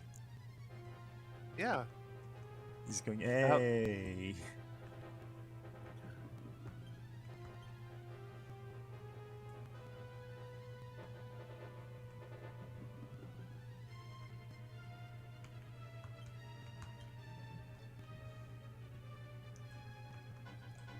Thank you, Andy, for posting the Overlord video. Of course. Zap.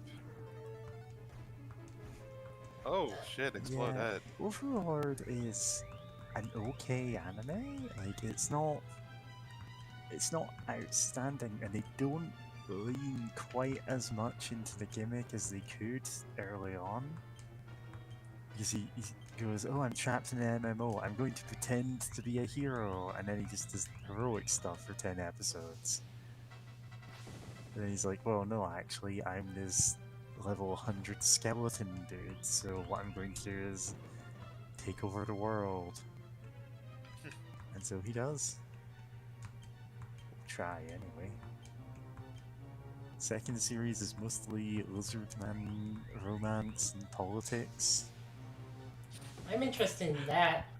Yeah, there's a very cute lizard lady.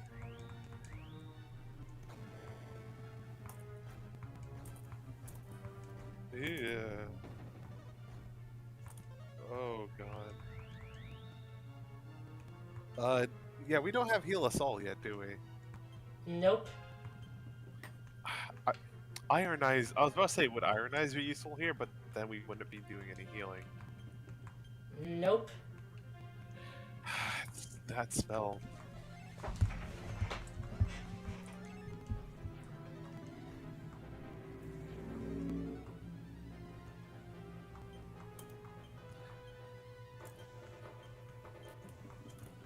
Yeah, this is very much the final battle. I mean, at least the first form. Of course. Ow. Ugh.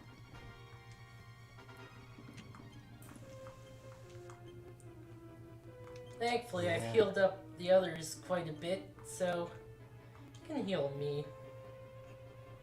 And also trying to do something to advance the fight.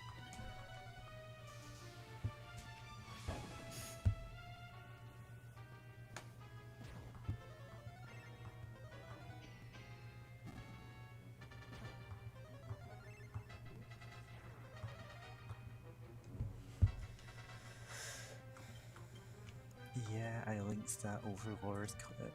As Izakais go, it's like solidly in the upper half because it's actually watchable and has a unique enough premise, and it does do some cool stuff with it. Because basically,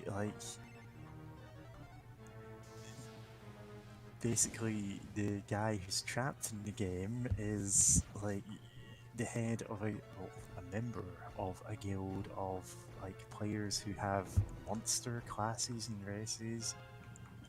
Like he plays a lich, and there's like another guy in his team who's a slime and stuff.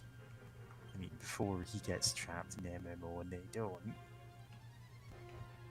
It's not quite directly trapped in MMO, it's trapped in a world that's somehow identical to the one with the evil fortress that he built with his custom AI scripted minions who all came to life.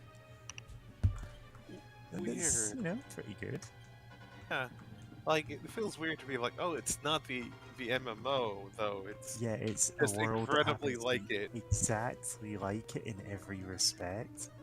It's honestly, I don't really know why they had to clarify that. I think it's just because actually being trapped in an MMO means that you have like an obvious thing that the story is building towards. Oh, he's going to leave the MMO, and they just probably didn't want to do that. So fair enough. Yeah. Yeah. It's Yeah. My turn off is, as you mentioned, his minions yeah. are all NPCs. So there's times when, oh, you're supposed to care about this character, and then they like cycle into random non-sentient things. And honestly, I wish that it was just okay. Since you've created them, they're now sentient with those goals that you've given them, and now you can't control them. So what are you going to do? And they do actually do that for a couple of the characters. They are just completely beyond any of his control. Wow, but it's that not all of them. I don't know why, but Bykill isn't. Yeah, but not Making- enough. Like, Oh. it, Are it you just- doing it normal goes it goes back to being lazy, is what I think. I did normal attack, but it Yeah. only does like around 60-ish. The dot hack series sort of did the same thing. I mean, it was really building up. It was really building up like all these AIs, they're really people. And, you know, we need to figure out a way for humans and these AIs to get together. And then somewhere along the lines it went, no. They're just programs and No, we, just really good at we need pretending to... to be people. Yeah. Yeah. And it's like, How later in the hacks does that happen? Because I know I still want to get through all the original .hack sign stuff at some point, but that's good to know. Oh, definitely between the end of .hack sign and GU. Once GU started, they started making fun of people who took certain NPCs too seriously. Huh. Weird. But yeah, that's weird that to go back to what James was saying, that Bykill wasn't that impressive an improvement or something. That's a pity. And Could we can't someone really. look up the magic and see if I did something wrong with it? Who got hit with? Bykill should just double the strength. I think strength or attack. Yeah, I think probably strength of the person using it or who got targeted by it. Then again, I also don't know how much defense Baramos has.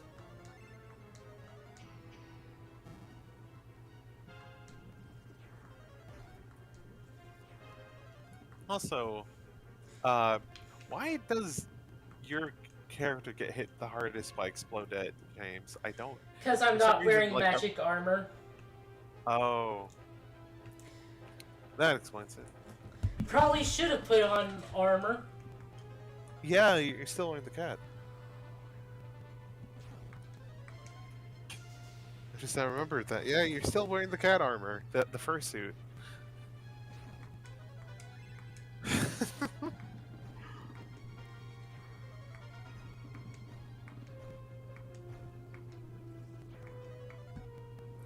Dead! Oh. Oh, that's Rude game. annoying. How close are we to beating this guy? That is the worst spell. I just can't. Oh, what spell? Disperse? Oh Yes. yeah. That's just annoying for a boss to do that. Because you can't... Yeah, it's just like, oh, that, just so much, weakens your entire party so much. To have Good one less game person decision. there. Let's say it's should be about 8 your time, right? Do you want to keep Almost. going? Or stay? I'm gonna try again. Yeah, sure, try again. You know what? Gonna equip the sword. Yeah, you're only hitting one enemy, so yeah, just have the thing that's really strong against a single use or single enemies. A good idea here. Do you love your mom and her single target attacks? What? Oh, there's a guy called Do You Love Your Mom and her multi-hit double attacks or something, and it's not good. Not good, It's but the definitely name's funny. name. Yeah. Yeah. Yeah. Someone look up Bykill and see what it's supposed to do. Double your strength. That's all? Yes. But, that should be you should be doing a lot more damage. By kill, single target, doubles, allies, attack power. Oh, attack power. That's all it does. Yeah. It's called twin hits or oomph in some games. You know, like that thing people say on Twitter sometimes. Yeah. Yeah. Yeah, I'm no, okay. doubling your attack powers, like your total attack is like the weapon plus your strength stat, so like that should be good.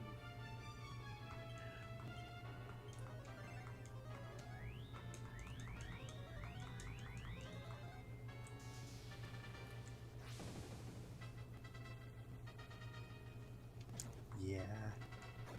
Oh.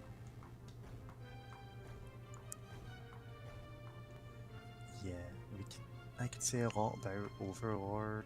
Like, as a series, it has a lot of flaws, even for the things I like about it. I never did get around to watching more Log Horizon. It got abruptly cut off 2 seasons in because the author's kind of in jail for tax fraud Oh no. and eventually cleared of all charges, as far as I know. Well, that's good for them, but yeah. It's just, it was one of those like funny stories for a while that it was a fairly decent isekai anime that happened to be cancelled for that reason. And Huh. yet they still let the Ramoni Kenshin guy Yeah. have work. Yeah. He kind of sucks. I mean, yeah, there's a lot to be said Let's about not him get into and that. industry, but yeah, let's not get into that. No, I Yeah. still love how much of a dinosaur OC this boss looks like. That's a still very rude boss that just like, oh, I'm gonna banish one of your party members.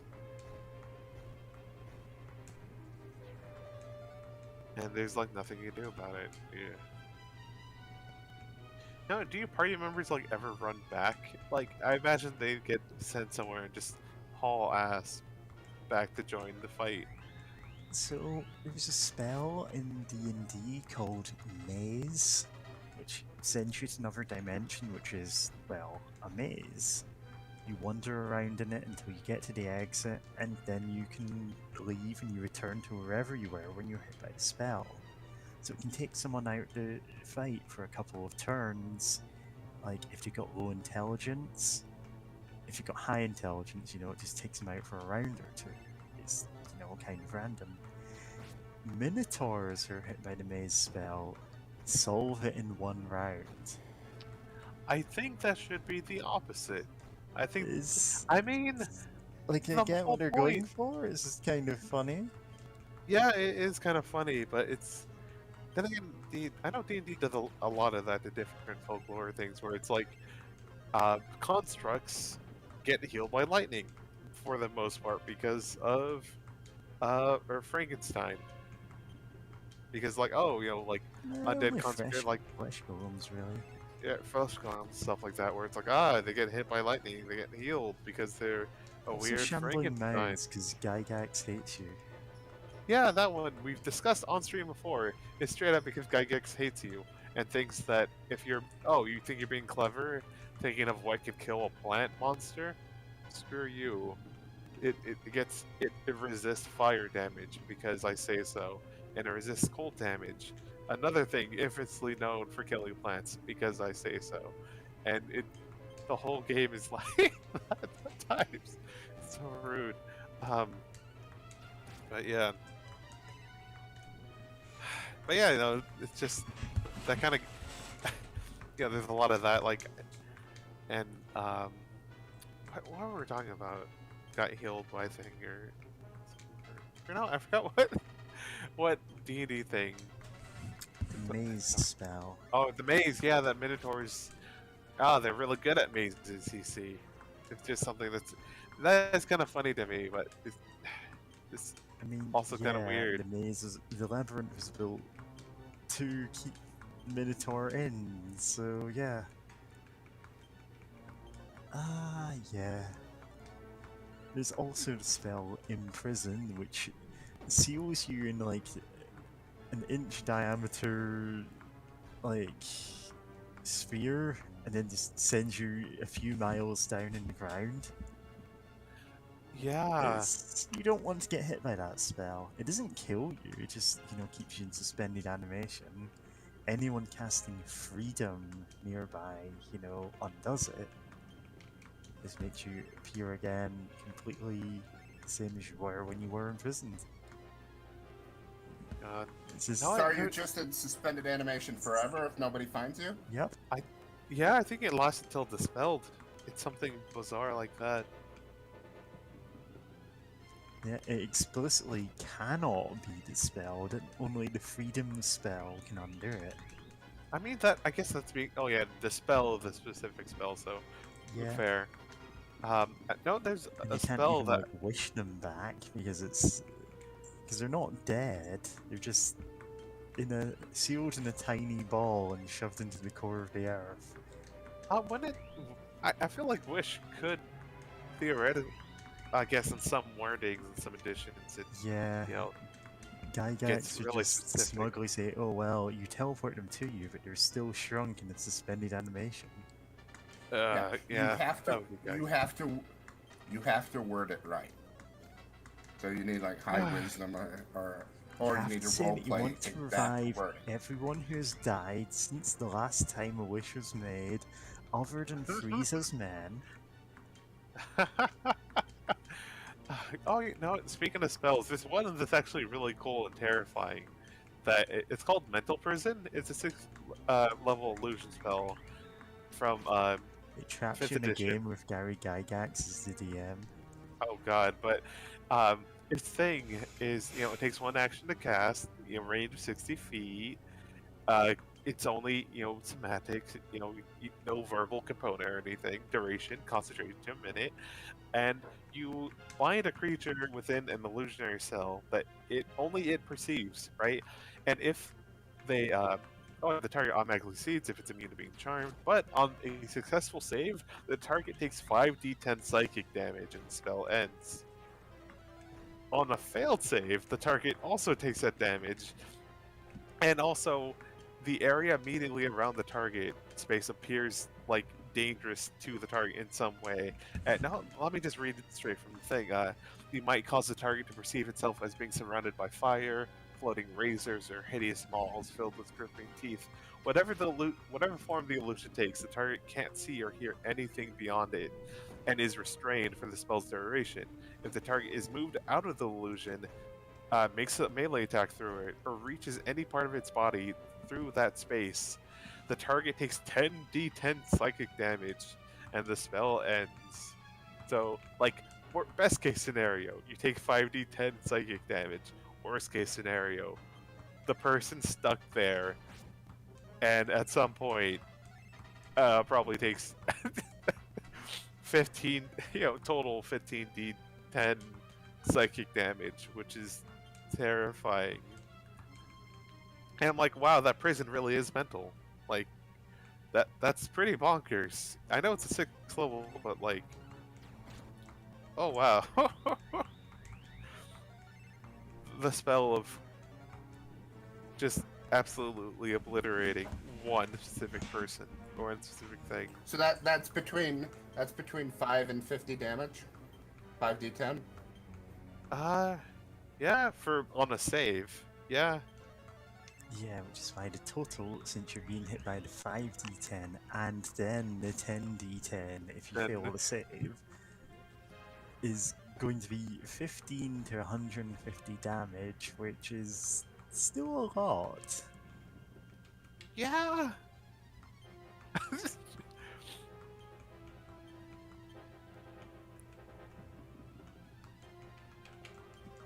And now I'm remembering the prison, the one wizard Duke quiz. It's just No, still trapped in people that get- mental prison. I was never I am free of the wizard maze. But I God, I still love that wonder thing. endlessly. I love how one of the videos linked was like a 10-hour video, and like the next question afterwards, like, if you watch that whole video, I want to study you, or like the comment, like, I want to put you under microscope and study you. God. I know there's one video in that quiz that's like about how do you turn a sphere inside out. That was a fun one.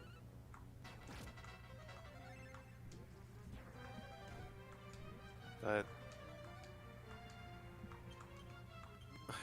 gosh, I also forgot that I have to go back to Dragon Quest in this Dragon Quest stream. I still find it annoying that Baramos keeps like casting Chaos alongside us.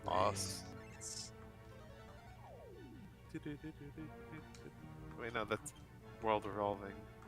But it's still a good song, but Chaos, chaos. I can do anything. Now's your chance to be a big shot. Be a big shot. Be a That's big a different shot. song. I mean, they still has the same, like, there's some notes and like kind of motif of World Revolving in there. I was referencing Oh. the Reading Rainbow song. Yeah. Yes, Oh, that's wait. correct. Spampton's theme does indeed have the notes from Reading Rainbow in it. Yeah. I am the Can't- right I can't super wait. boss. Yep. You know what? Real quick tangent. I love the fact that there's fan art of like,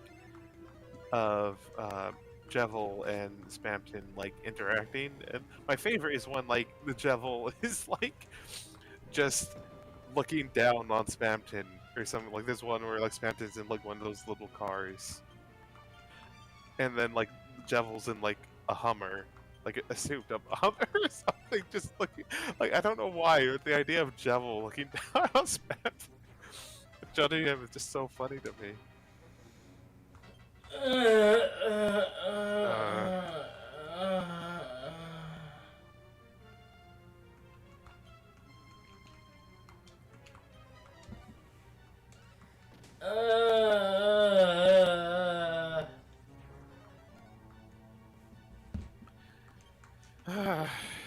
Love healing, not healing, reviving spells that have a percent chance. It's great. It's fun messing with that. Oh, good. Thank you. I tried to find that picture you described, and instead I found the shipping pics. Uh, Oh no. I can do anything. Thing, I can do anything.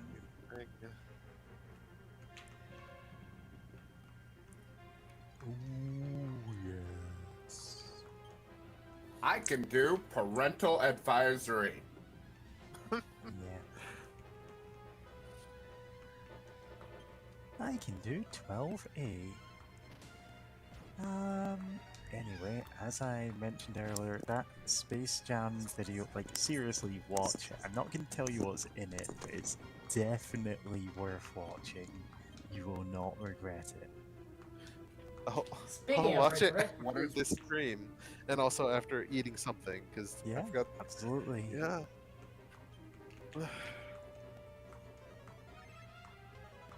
What is worth watching? The Space Jam video. Or the one Dry like Hatch Wolves, Space Jam 2 is a lie.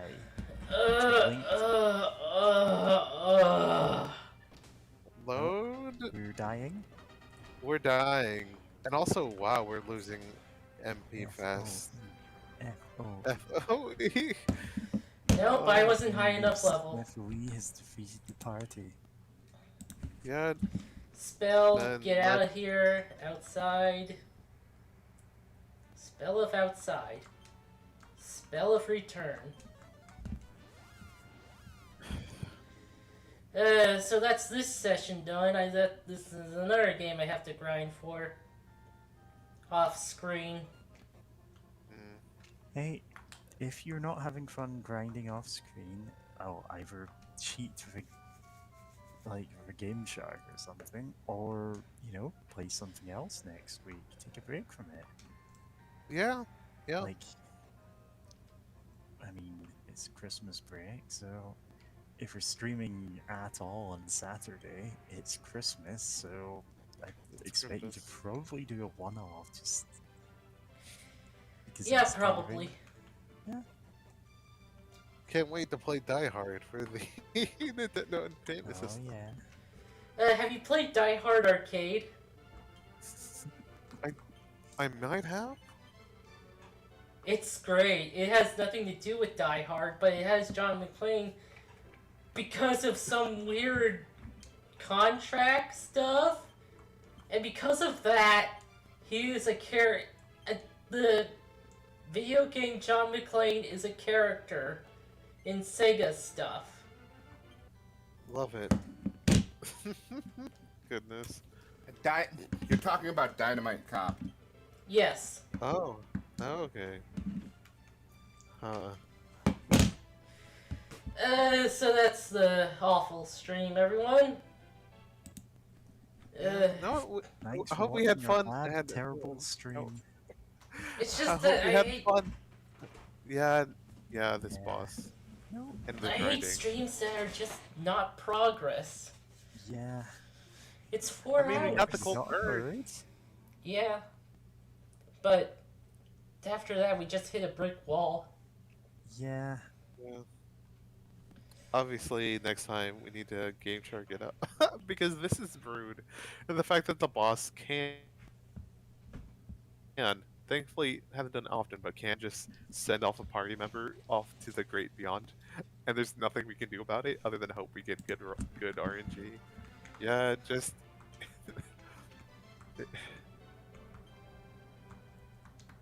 Remember to re-equip that so that when they load again, I don't have to remember to put it back on. Yeah, what does Dragon Tail do? I forgot. It's a whip. A strong whip. Oh. Okay. Just the Okay. whole party equipped with whips and chains, beating up everything. They are the best weapons. Yeah, in this game. Yeah. Okay, that's it, everyone. Good night. Thanks for streaming night. and Happy you watching holidays. us, thanks for watching. Happy Yeah. holidays.